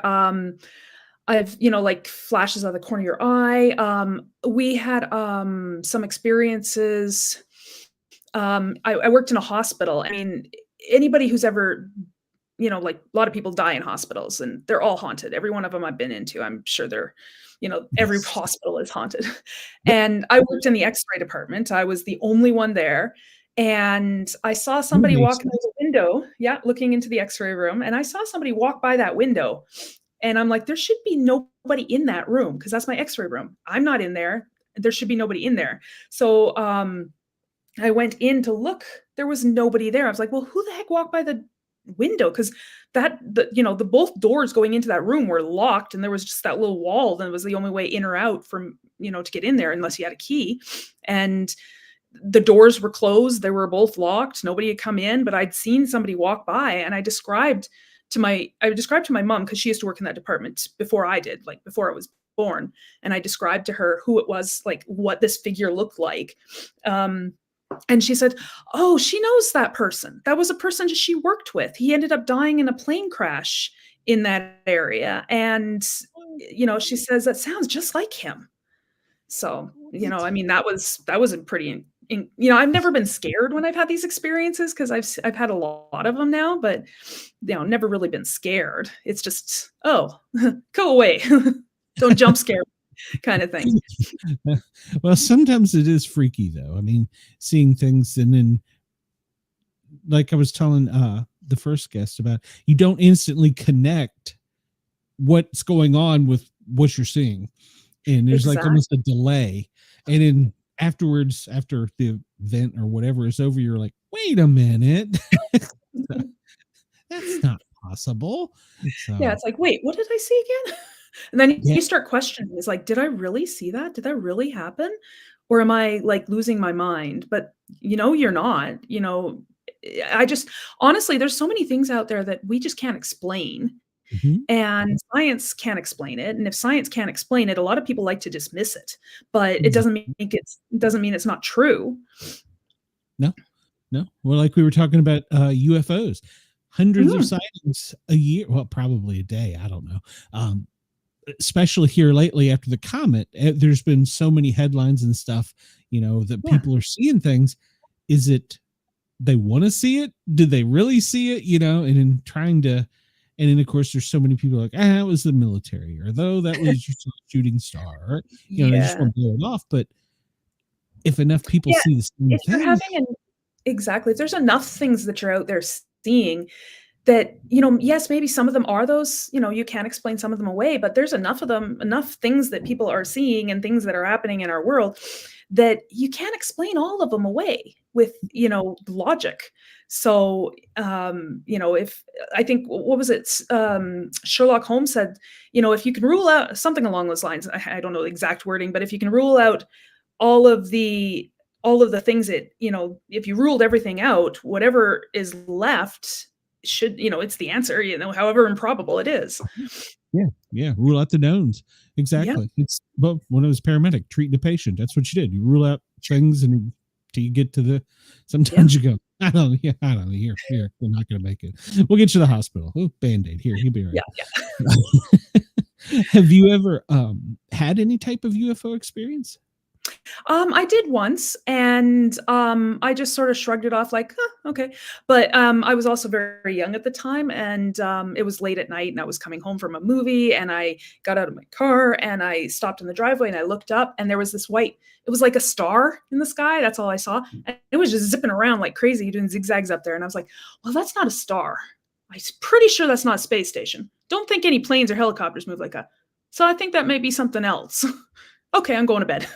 That was kind of as far as I got with that. And then I thought about the next day. I was like, yeah, I should have grabbed my camera. I should grab my phone or something. Well, not that it's easy to videotape a star. So, yeah. But you would have it for you. That's the thing. Yeah, that's true. Yeah. But I mean, like, I remember it. I remember where I was. I remember what I was doing. I remember what I was thinking. So, I mean, and that's the thing, whether somebody believes me or not, I know what I saw. I know I was there. I know my experiences. Just like I can't verify everybody else's experiences. I don't expect everybody to believe me either. Yeah. I tell people, I believe in Bigfoot. Yeah. I've had experiences. It's not my job to prove to you that it's real. I know it's real. Now, if you want to see it, I can tell you some good ways to do it. I can tell you a lot of things. So. I lived up in the northern BC area. It was a lot of trees and stuff, and there were a lot of sounds that we would hear that just did not sound like regular animals. And I had dogs, and the dogs were scared to go outside. So I'm like, well, I'm certainly not going out there. The dogs are scared to go outside. So, but there were some sounds that just did not sound like animals. But they weren't like machinery or anything. It's just really weird sounds. And yeah, I can't explain what they were. Oh, no. Well, I mean, even the U.S., you look at it at night, one of the satellite pictures, middle of the country is almost completely Yeah. dark. So we Yeah. haven't even explored where we're at. You know what I'm saying? Yeah. So, yeah.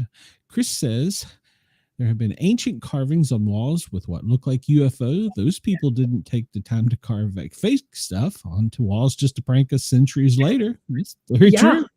Well, yeah, Yeah. I mean, what they were just recording what they'd seen, and there's, and it's frustrating because there's a lot of people out there, but, "Oh, well, maybe it was the sun or the moon." Well, no, it doesn't look like the sun or the moon, and they were trying to be as accurate as they could in their day and age, so Mhm. I wouldn't be surprised what they did see things, who is it for me to judge? If they drew it and they recorded it, then they probably saw something.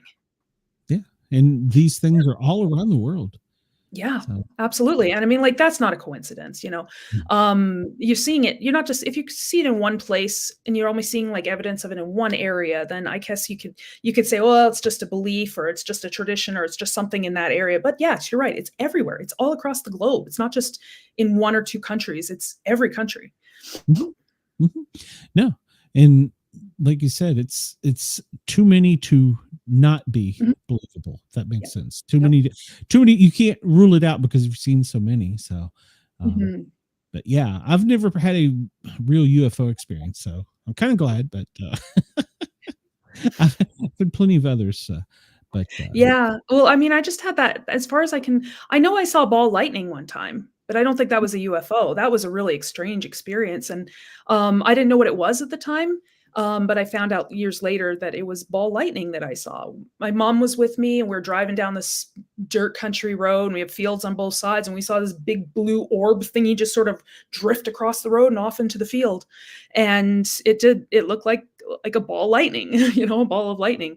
Um and there was another car coming at us, and I remember I saw this thing and I watched it go, and then my mom says, "What was that?" And I was like, "Okay, so I didn't just see it." It wasn't just me. wasn't just me. I Of saw course, my ball brothers were lightning. back, so because they were just like they were wusses, they fell asleep at the drop of a hat. Darn them. I saw something that was like you were describing ball lightning, except it was in my Mhm. bedroom when I was a kid growing up. It Oh, came that up was the yeah, stairs and into my bedroom. Yeah, yeah. So cool. no, I had a no, it balloon wasn't. follow me down the hall, but I don't think that was quite the same thing. I had a balloon once follow me down the hall from one end of our house down the hall, had to go down and in up through the door frame, and then it stopped at the foot of my bed, and, that was a little creepy. Just say, did you hear any of that creepy music from like the horror movies?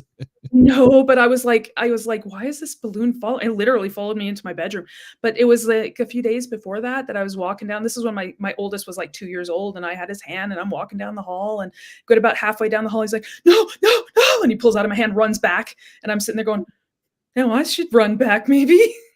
I don't know what he saw, but he looked scared. What do you think the kids are more open to it because they don't know? I think some kids are more sensitive, and my older one was definitely like me, where he was a lot more sensitive to things. He used to tell me at night that there was a dark man in his bedroom, and I mean, I for the first bit, I chalked it up to dreams, but then I saw him one time I saw him on the little video camera thing, and he sat up and he was terrified. I knew he wasn't dreaming. So, but then there was one time when I walked in and I saw a dark figure zip across the room and through the door to the closet and then checked that closet. There was nobody there. But, I was seeing things too. So it wasn't, I wasn't really dismissing it that much. We got our house staged after that. Oh, okay. So it was okay. So it wasn't like an old house or anything. No, it was a new house, and we were the first owners. We built from the ground up. I mean, it's the house that we're in. We built from the ground up. I had the lady that came and did the saging. She said that she'd had to sage at least a dozen houses in our neighborhood, and ours is a new neighborhood. And she said it was something tied with the land. And she didn't want to tell me too much about it because she says it's best not to dwell on it. But there was another area in our town that she's also had to do a lot of saging in as well. Wow, that's Yeah. interesting. So she'd Yeah. had enough people in one area to where she Yeah, kind of yeah. knew what it And she was. says it's, like, in this one little neighborhood. So, And you never Yeah, went we and got really clean houses apparently now. We got a lot of clean houses. you never went and looked out of curiosity? Out of what she was talking about, she wouldn't give me enough information. I couldn't tell. Yeah. Okay. Yeah. See, that would have been me. I'd have been like, no. You're not leaving Yeah. until you tell me more. Yeah, no, she said it's best not to dwell, because if you dwell, then they can come back. That's true. That's true. She's closing the door that was kind of Yes, left so you're open. inviting them in. Yeah. But our house was a lot cleaner. It was a lot lighter after that. And then oddly enough, I started having more experiences. But they were not the same. They were different. Were they still scary-ish? Oh, no, not really. I mean, like I said, few times have I ever been scared. I know that we had some, and it wasn't even necessarily sightings or things that you were seeing. It was just strange things happening. Like our shower door exploded. And then 2 weeks later, my crock pot lid exploded. What? And then I think it was a month later, my husband dropped something on the counter about 6 inches from my phone, and my screen on my phone shattered. It didn't hit my phone, but there was lots of things like that happening. Just seeing lots of things out of the corner of the eye, things falling off shelves, things moving into a different room. Like, where's my glasses? I put them right here, but now they're in the kitchen on the counter. I didn't put them there. Nobody moved them. The kids were too little to reach them. Just too many of those things happening. Wow. And your husband, did he see or experience these things? No, like I said, he's not as sensitive to those kind of things. I've always kind of been more sensitive to those things. We've had a lot of haunted houses that we've lived in. So yeah, I kind of grew up with that, and it wasn't never too scary for me. But some of those experiences were a little like, I don't like the jump scares. So they felt more like jump scares. Okay. Your husband now, when you tell him something, he just rolls his eyes. He's like, yeah, okay. No, he believes me. He just wishes kind of that he would experience some things too. Be careful what you ask for. Yes. Yes, I've fallen into that trap a few times. Yeah. You don't know what you'll get. So Chris says, I would be dwelling on all of that. But some people are that inquisitive. And then that's when you bring it back, and now it knows you got a connection and you want more, and it can get weird quick. That's why I write stories. Yeah. I just put them in there. Your characters come to life walking down the hall. You're like, no, not today, Satan. Oh, goodness. I think my characters might strangle me if they ever met me for all the crap I put them through. Somebody asked me once, it's like, am I my character? And I was like, no. I do put elements of myself into my characters. I think it's impossible not to. Sure. Well, it's your release. You said earlier it was your release, your way out. So. Yeah, it's my escape from reality, Yeah, can't beat the dog, you'll go start a war. So. Yeah, exactly. Yeah. Triumph in my novels instead of, real life isn't as predictable, but stories can be, especially when you're the one writing them. I used to jokingly say in real life. So. Yeah, exactly. I used to jokingly say that writing satisfied my God complex. That's true. Didn't somebody write a book, an author, about their characters came to life and came after them? Yes, I think this has been done a couple times. Okay, all right. So, because we were talking about, I think it was Misery by Stephen King. Yes. And the only reason I know that is because I just bought that book. Okay. Yeah, I was thinking, I haven't read that in a long time. I was thinking, I know there's a book. Do you do a lot of reading, by the way? I never used to. I wrote because I couldn't find anything to spark joy, so to speak. But since I've been doing book signings and reaching out to my fans and stuff, a lot of people are recommending books to me. And I had to buy 3 bookcases because now I've got a huge to be read list. It sort of exploded. Gross, yeah. I don't find time to read, but I listen to other people's shows. I don't understand it. Yeah, it's kind of like, for me, it's kind of just like relaxing at the end of the day. If, with the blue screen and stuff, I can't write right up to bedtime or I won't sleep. It just ruins my night. So I shift at a certain time when I'm starting to get ready for bed, and I'll read. That's when I open the book, because there's no blue lights with those. I don't do the Kindle or the Kobo because I like that sensory, like holding a book. My autistic brain is happy to hold a book. Well, Mrs. Sportcat's like, you got one thing there full, and from people sending me books and stuff I've got piled on the bed, and there's some behind. Yeah, She's, yeah. she's like, "You're gonna read that?" I said, "Yeah, we'll go on vacation. I'll do it." Well, I do know if I read a book and I don't like it, it does not stay on my shelf.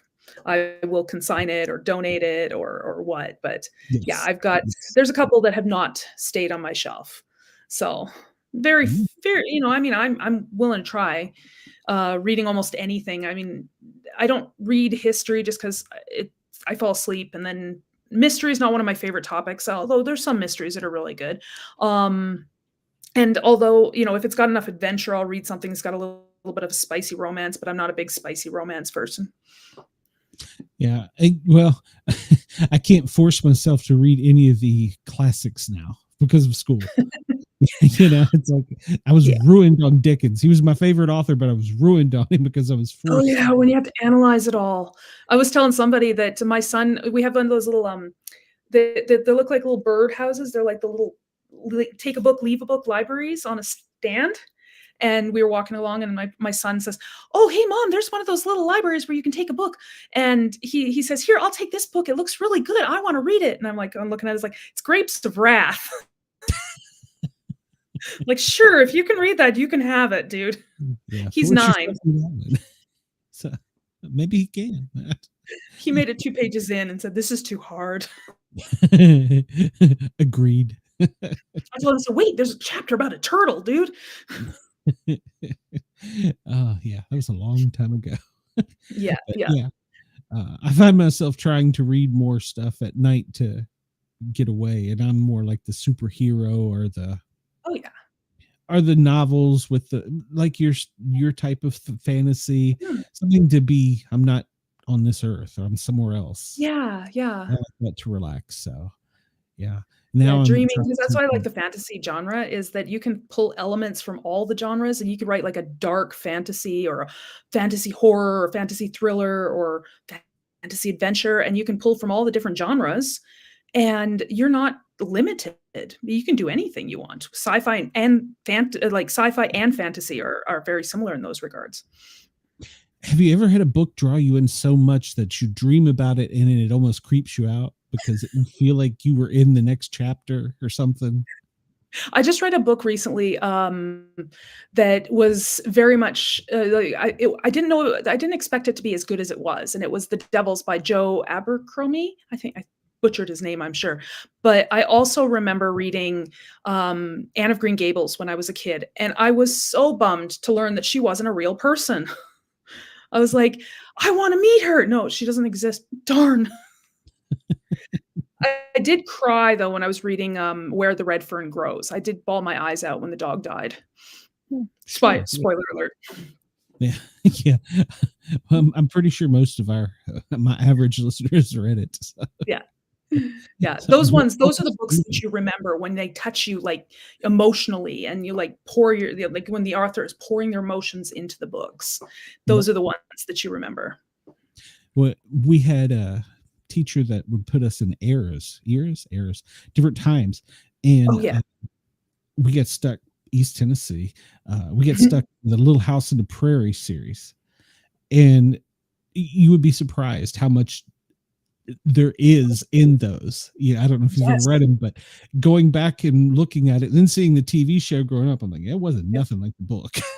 No, no, no, the books are always better. I mean, I have a lot of people say, "Well, can you imagine your books as, like, would you love to make your books into a movie or a TV series?" I said, if somebody wanted to do that, I wouldn't balk at it, but, in all honesty, when I'm writing it, I see it up here, and I don't have to pay for those special effects. That's true. So, I mean, they can't recreate those no matter how much digital technology we have.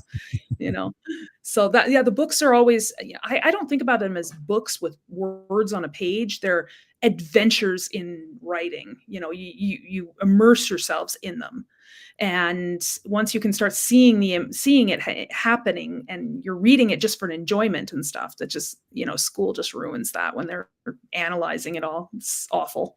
Yes. And your characters, do they guide you almost sometimes, like the next page, what they're doing? Sometimes, like, I have plans, but they don't always follow.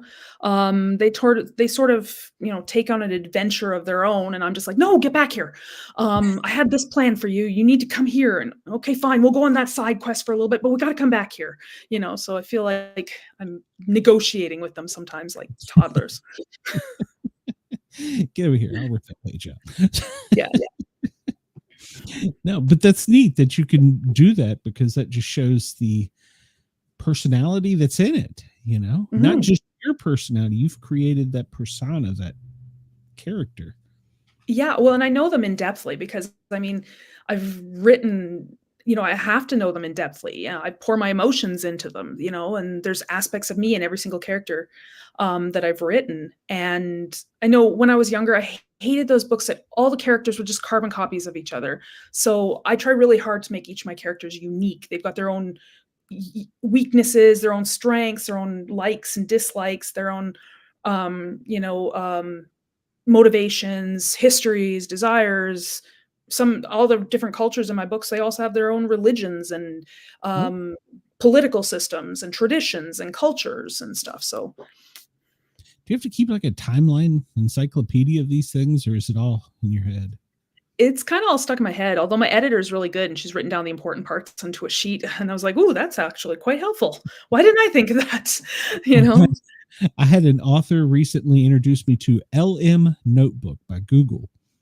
And Okay, I've never heard of you that. put your book in there, and Google, or whatever the machine is behind Google, reads it, and then you're Mhm. stuck somewhere, and you go, "Okay, what did Bob do in 1920?" And it'll be like, "Hold on a minute," and it'll come back and tell you.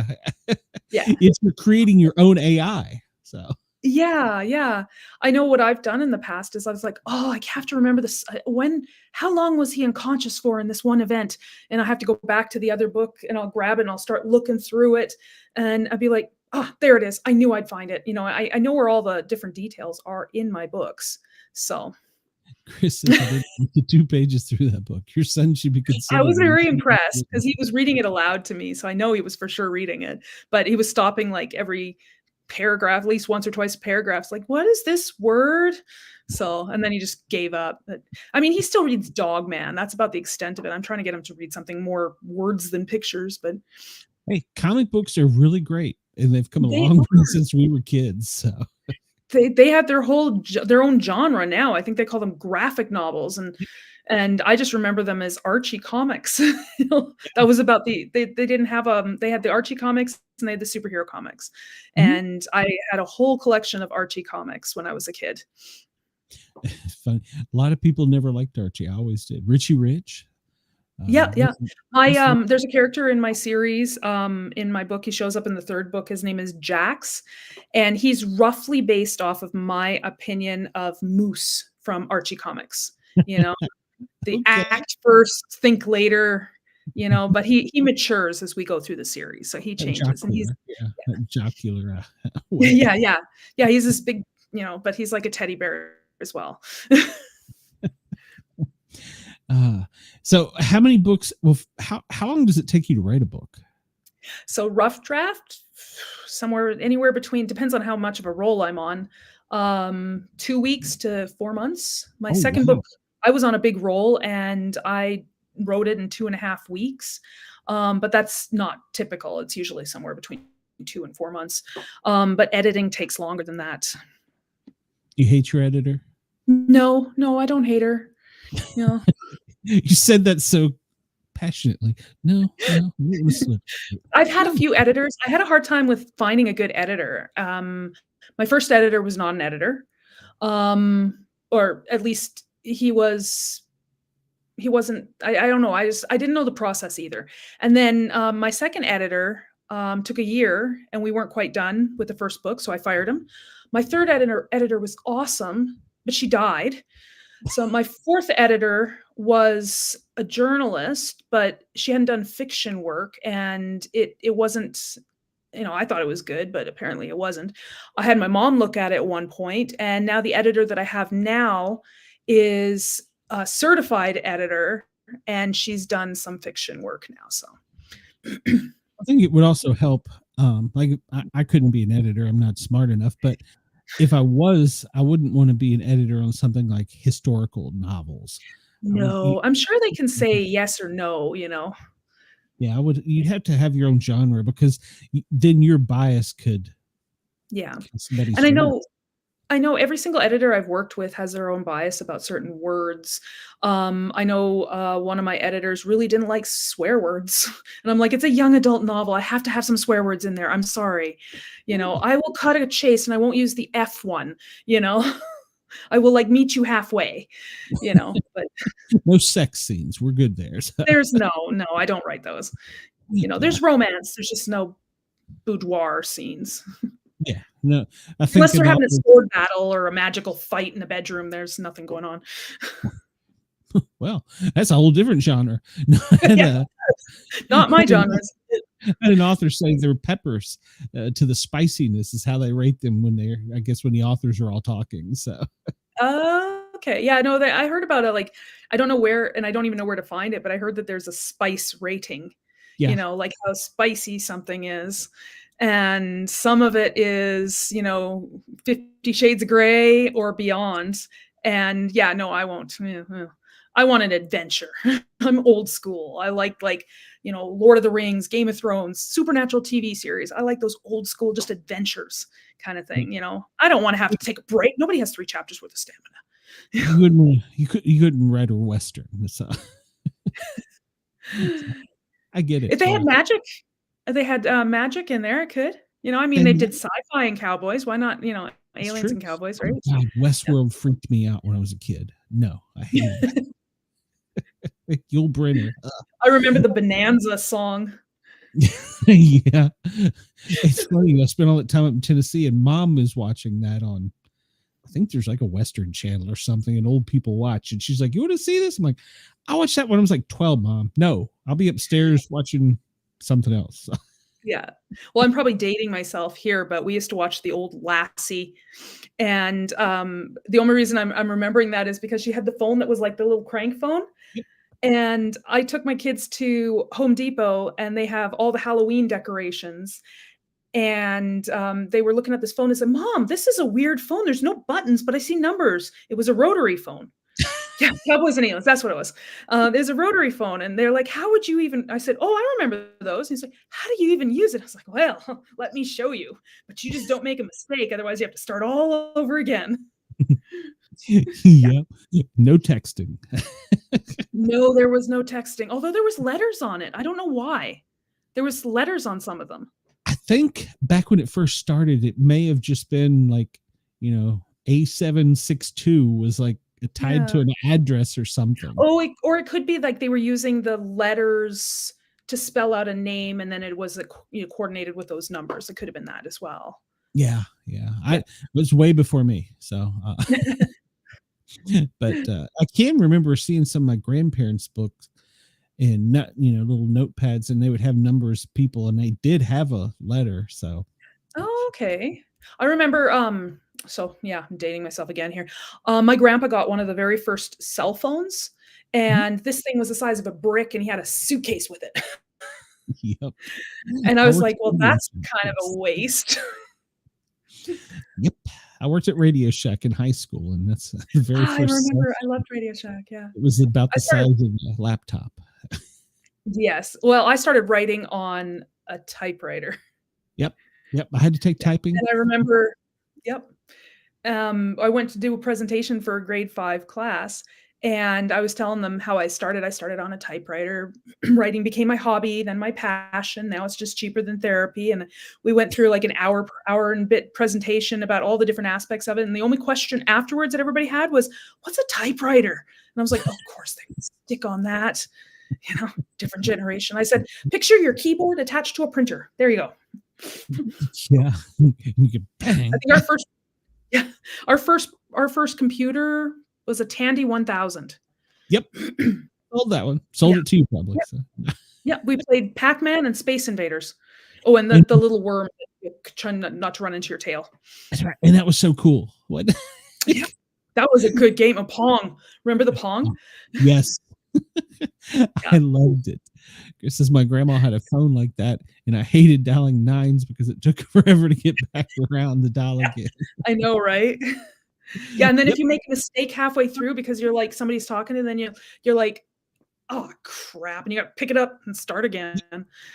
Yep. Yep. Yeah. The old ring. God almighty. Yeah. Yes. Those Yeah, you party couldn't turn lines them would on ring silent. once if it was your number, and it'd ring twice if it's the neighbor's because you shared a line. Yep. Yeah. Well, even Yep. back when I was a kid, with the same when we were in middle school, and you Mhm. would dial your own phone number with the rotary dial and get a Mhm. busy signal. And in between the busy signals, you could talk to other people. Yeah, yeah. You would trade phone numbers. Yeah. Yeah, before they had caller ID, there was a lot of prank calls too. Yes. Yeah. Radios. Well, I had a CB growing up too. That Yeah, was yeah. walkie I, talkies. Talk to your buddy lives 3 houses down. You're like, hey, they won't let me use the phone. So you had a little CB. yeah. I Walkie got my talkie. kids one of those, like, the little walkie-talkie things, Mhm. and they're talking in the bedroom, and I don't know, like, I didn't think that they use I guess there's only so many radio stations now, but they're like, "Mom, some guy's talking to us on our walkie-talkie," and I'm like, "Turn it off." Yeah, yeah. There's only so many channels, I guess, that you Yeah. can be on. But yeah, don't tell them anything. So Yes. that was the early Snapchats. So Yes. Yeah, yeah, or the Polaroids and the picture you'd shake. yeah, I don't know if simpler shaking times. helped it. I think it developed regardless. Well, I think it did. Simpler Yeah. times, wasn't it? Do you miss Oh, those? it was so much simpler. Yeah. There was not the distraction or the sensory overload that there is. Yes, that is true. Because Yeah, unless you had very noisy brothers, then, you know, I was an only child. or 4 of them. Yeah, I was an only child, so I didn't have that. But Oh, now lucky. you can get sensory overload so easily. And my Yeah. grandson, he's 4, and he's got the TV on. He's got his little pad. Mhm. And he's talking in the conversation, and he knows what's going on the TV and the pad. And I'm like, Multitasking. yeah, I was your age, boy. So Yeah, when I was your age, there was no remote control. Then grandpa kick you with his foot. Turn the channel. Hold those 3 rabbit ears. 3 channels. So the president was on, we were screwed. So Yeah.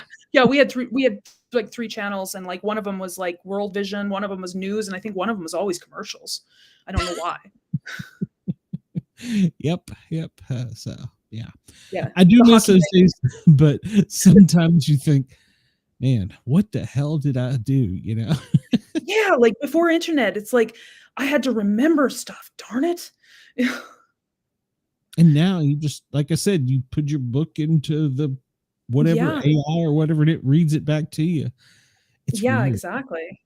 You can Yeah. even you can make a podcast now with that.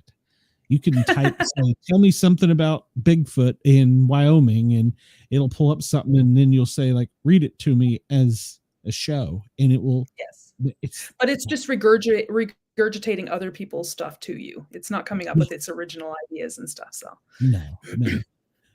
But some of it, these new voices almost sound like they do have a personality, which is kind of creepy.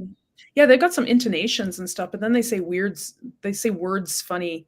You know, like Sports cat. yeah, they have some different or oh, what was it? Our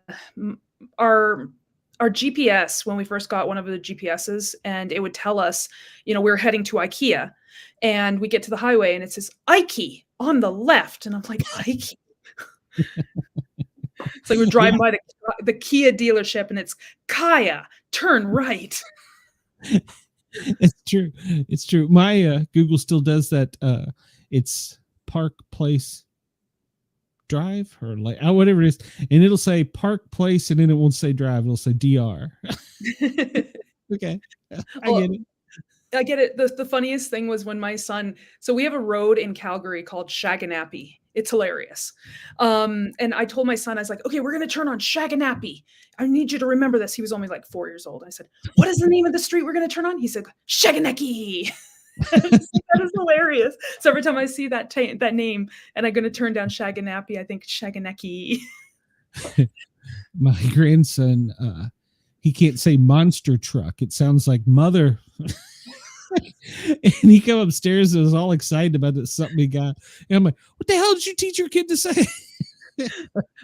Yes, my son was, because he had a speech delay, but he was also early learning. Like, he was really young too. So he's sitting in his high chair, and he said, I swear, I thought he said the F word. And I said, no, you don't say that. That is a bad word. And then he looks at me and he tilts his head and he says, spoon? And I was like, oh my gosh, you were trying to say fork. Okay, I'm so sorry. He didn't say it for a very long time. Oh Lord, we have wandered so far, and I do enjoy talking to you because we get shiny and go places. Yeah. So I enjoy We get to having learn how on. my brain works. So no. Yeah, you've told state secrets now. So. Rotary Well, phones and Lassie. you're not that old. You're like 25, so you're all good. Oh, you're so sweet. So tell everybody, and especially our Australian fans, where they can get your stuff, because your stuff is amazing. I haven't personally read some. I've read some of what your Mickey, whatever he's called, has sent to My me, publicist. Yeah. publicist, but I haven't like dove in deep. But it's fascinating stuff. So tell us where we can get it. Yeah, I can. The best place to look is on my website. It's www.jmshawauthor.com. You can read all about my books. They're all there. You can read the synopsis. If you go into each one of them, there's links to find them online. They're available as a print on Amazon. There's Amazon.ca, Amazon.com. So you'll have to go in and change your country, because I know they are available in Australia. And they're also available as an ebook on Barnes & Noble Nook, I believe it is, and Kobo as well. The first two are on Kobo. The second two will be eventually. And when my fifth book comes out, it'll show up there before it shows up anywhere else. Or you can follow me on Facebook and Instagram. My links are on the bottom. Mm-hmm. And I will have all that in the show notes. So I think, were you and I Facebook friends or whatever? I don't know. Yes, we are. Okay. Yeah. Sorry. I so many. I apologize. I'm getting old. I can't remember things. So, so when will the next book be out? Oh, I was hoping it would be out next year. The earliest it would be out would be the end of next year. But it's more likely to be the early 2027. I'm working on 2 books right now. So I'm working on the 5th book in my series. But I'm also working on a dystopian Robin Hood meets Romeo and Juliet with hints of Hunger Games. So, but you'll have to follow and find out more about that. Okay. Well, I know we're going to talk before then, because, well, I like having you on, and still got to get your video. I love being here. Well, it's fun when you have authors that you got so much in common with, and when you enjoy their type of genre, and plus you get spooky stories. So, yes. and you always got a new one. So yeah, you'll new get ideas. I've been writing for over 35 years. There's lots of ideas rattling around in my brain, and some of them are darker than others. I worked in X-ray for many years. I got a very dark sense of humor. You're in a medical field, yeah. Paramedic. Well, you know, paramedic, yeah. We're twisted and sick. Yes, yeah. You spend the night going, really. Yes. How did that get there? Yeah, let me tell you a story. You were moving naked, right? You drove your motorcycle under the moose. Well, good thing you did. Yeah. So. Wendell has said it's been fun seeing you again. So yeah, and that's the other thing. We got a great chat here. So everybody on the radio can come over and find us on the Sportcat shows next time you're here, because it's going to be next time. Hell, you know what? I may just invite you in to come co-host sometime if you're bored. So I mean, and I've done that with authors. Been like, you bored tonight? You want to come over? So we could do that. I've never done that before, so that would be an adventure. Hey, we would have fun. It's like this, except you got somebody else to talk to. Yeah, you get somebody else to laugh with. Yeah, exactly. So, all right. Well, I appreciate you as always.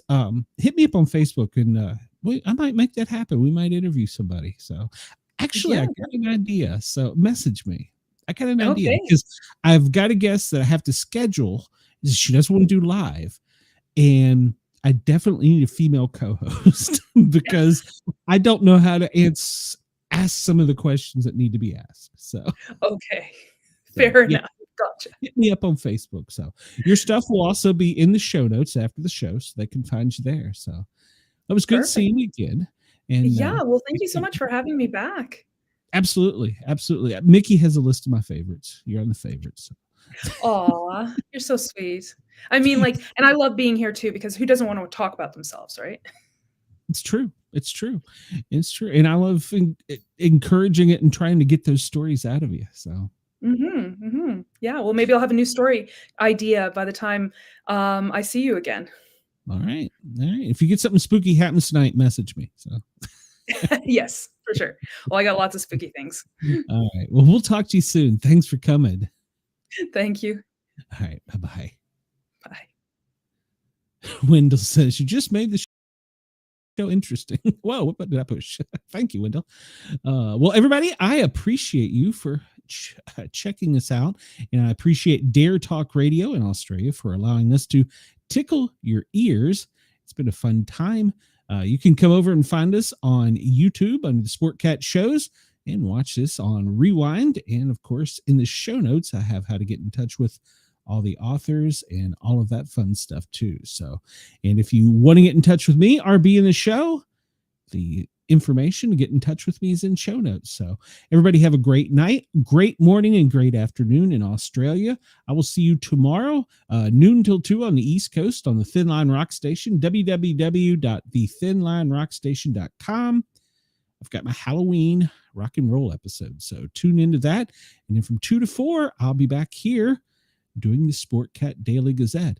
Until then, everybody have a great night, great morning. I will see you soon. Sportcat is, I'm alone tonight, so I'm out of here. See y'all soon.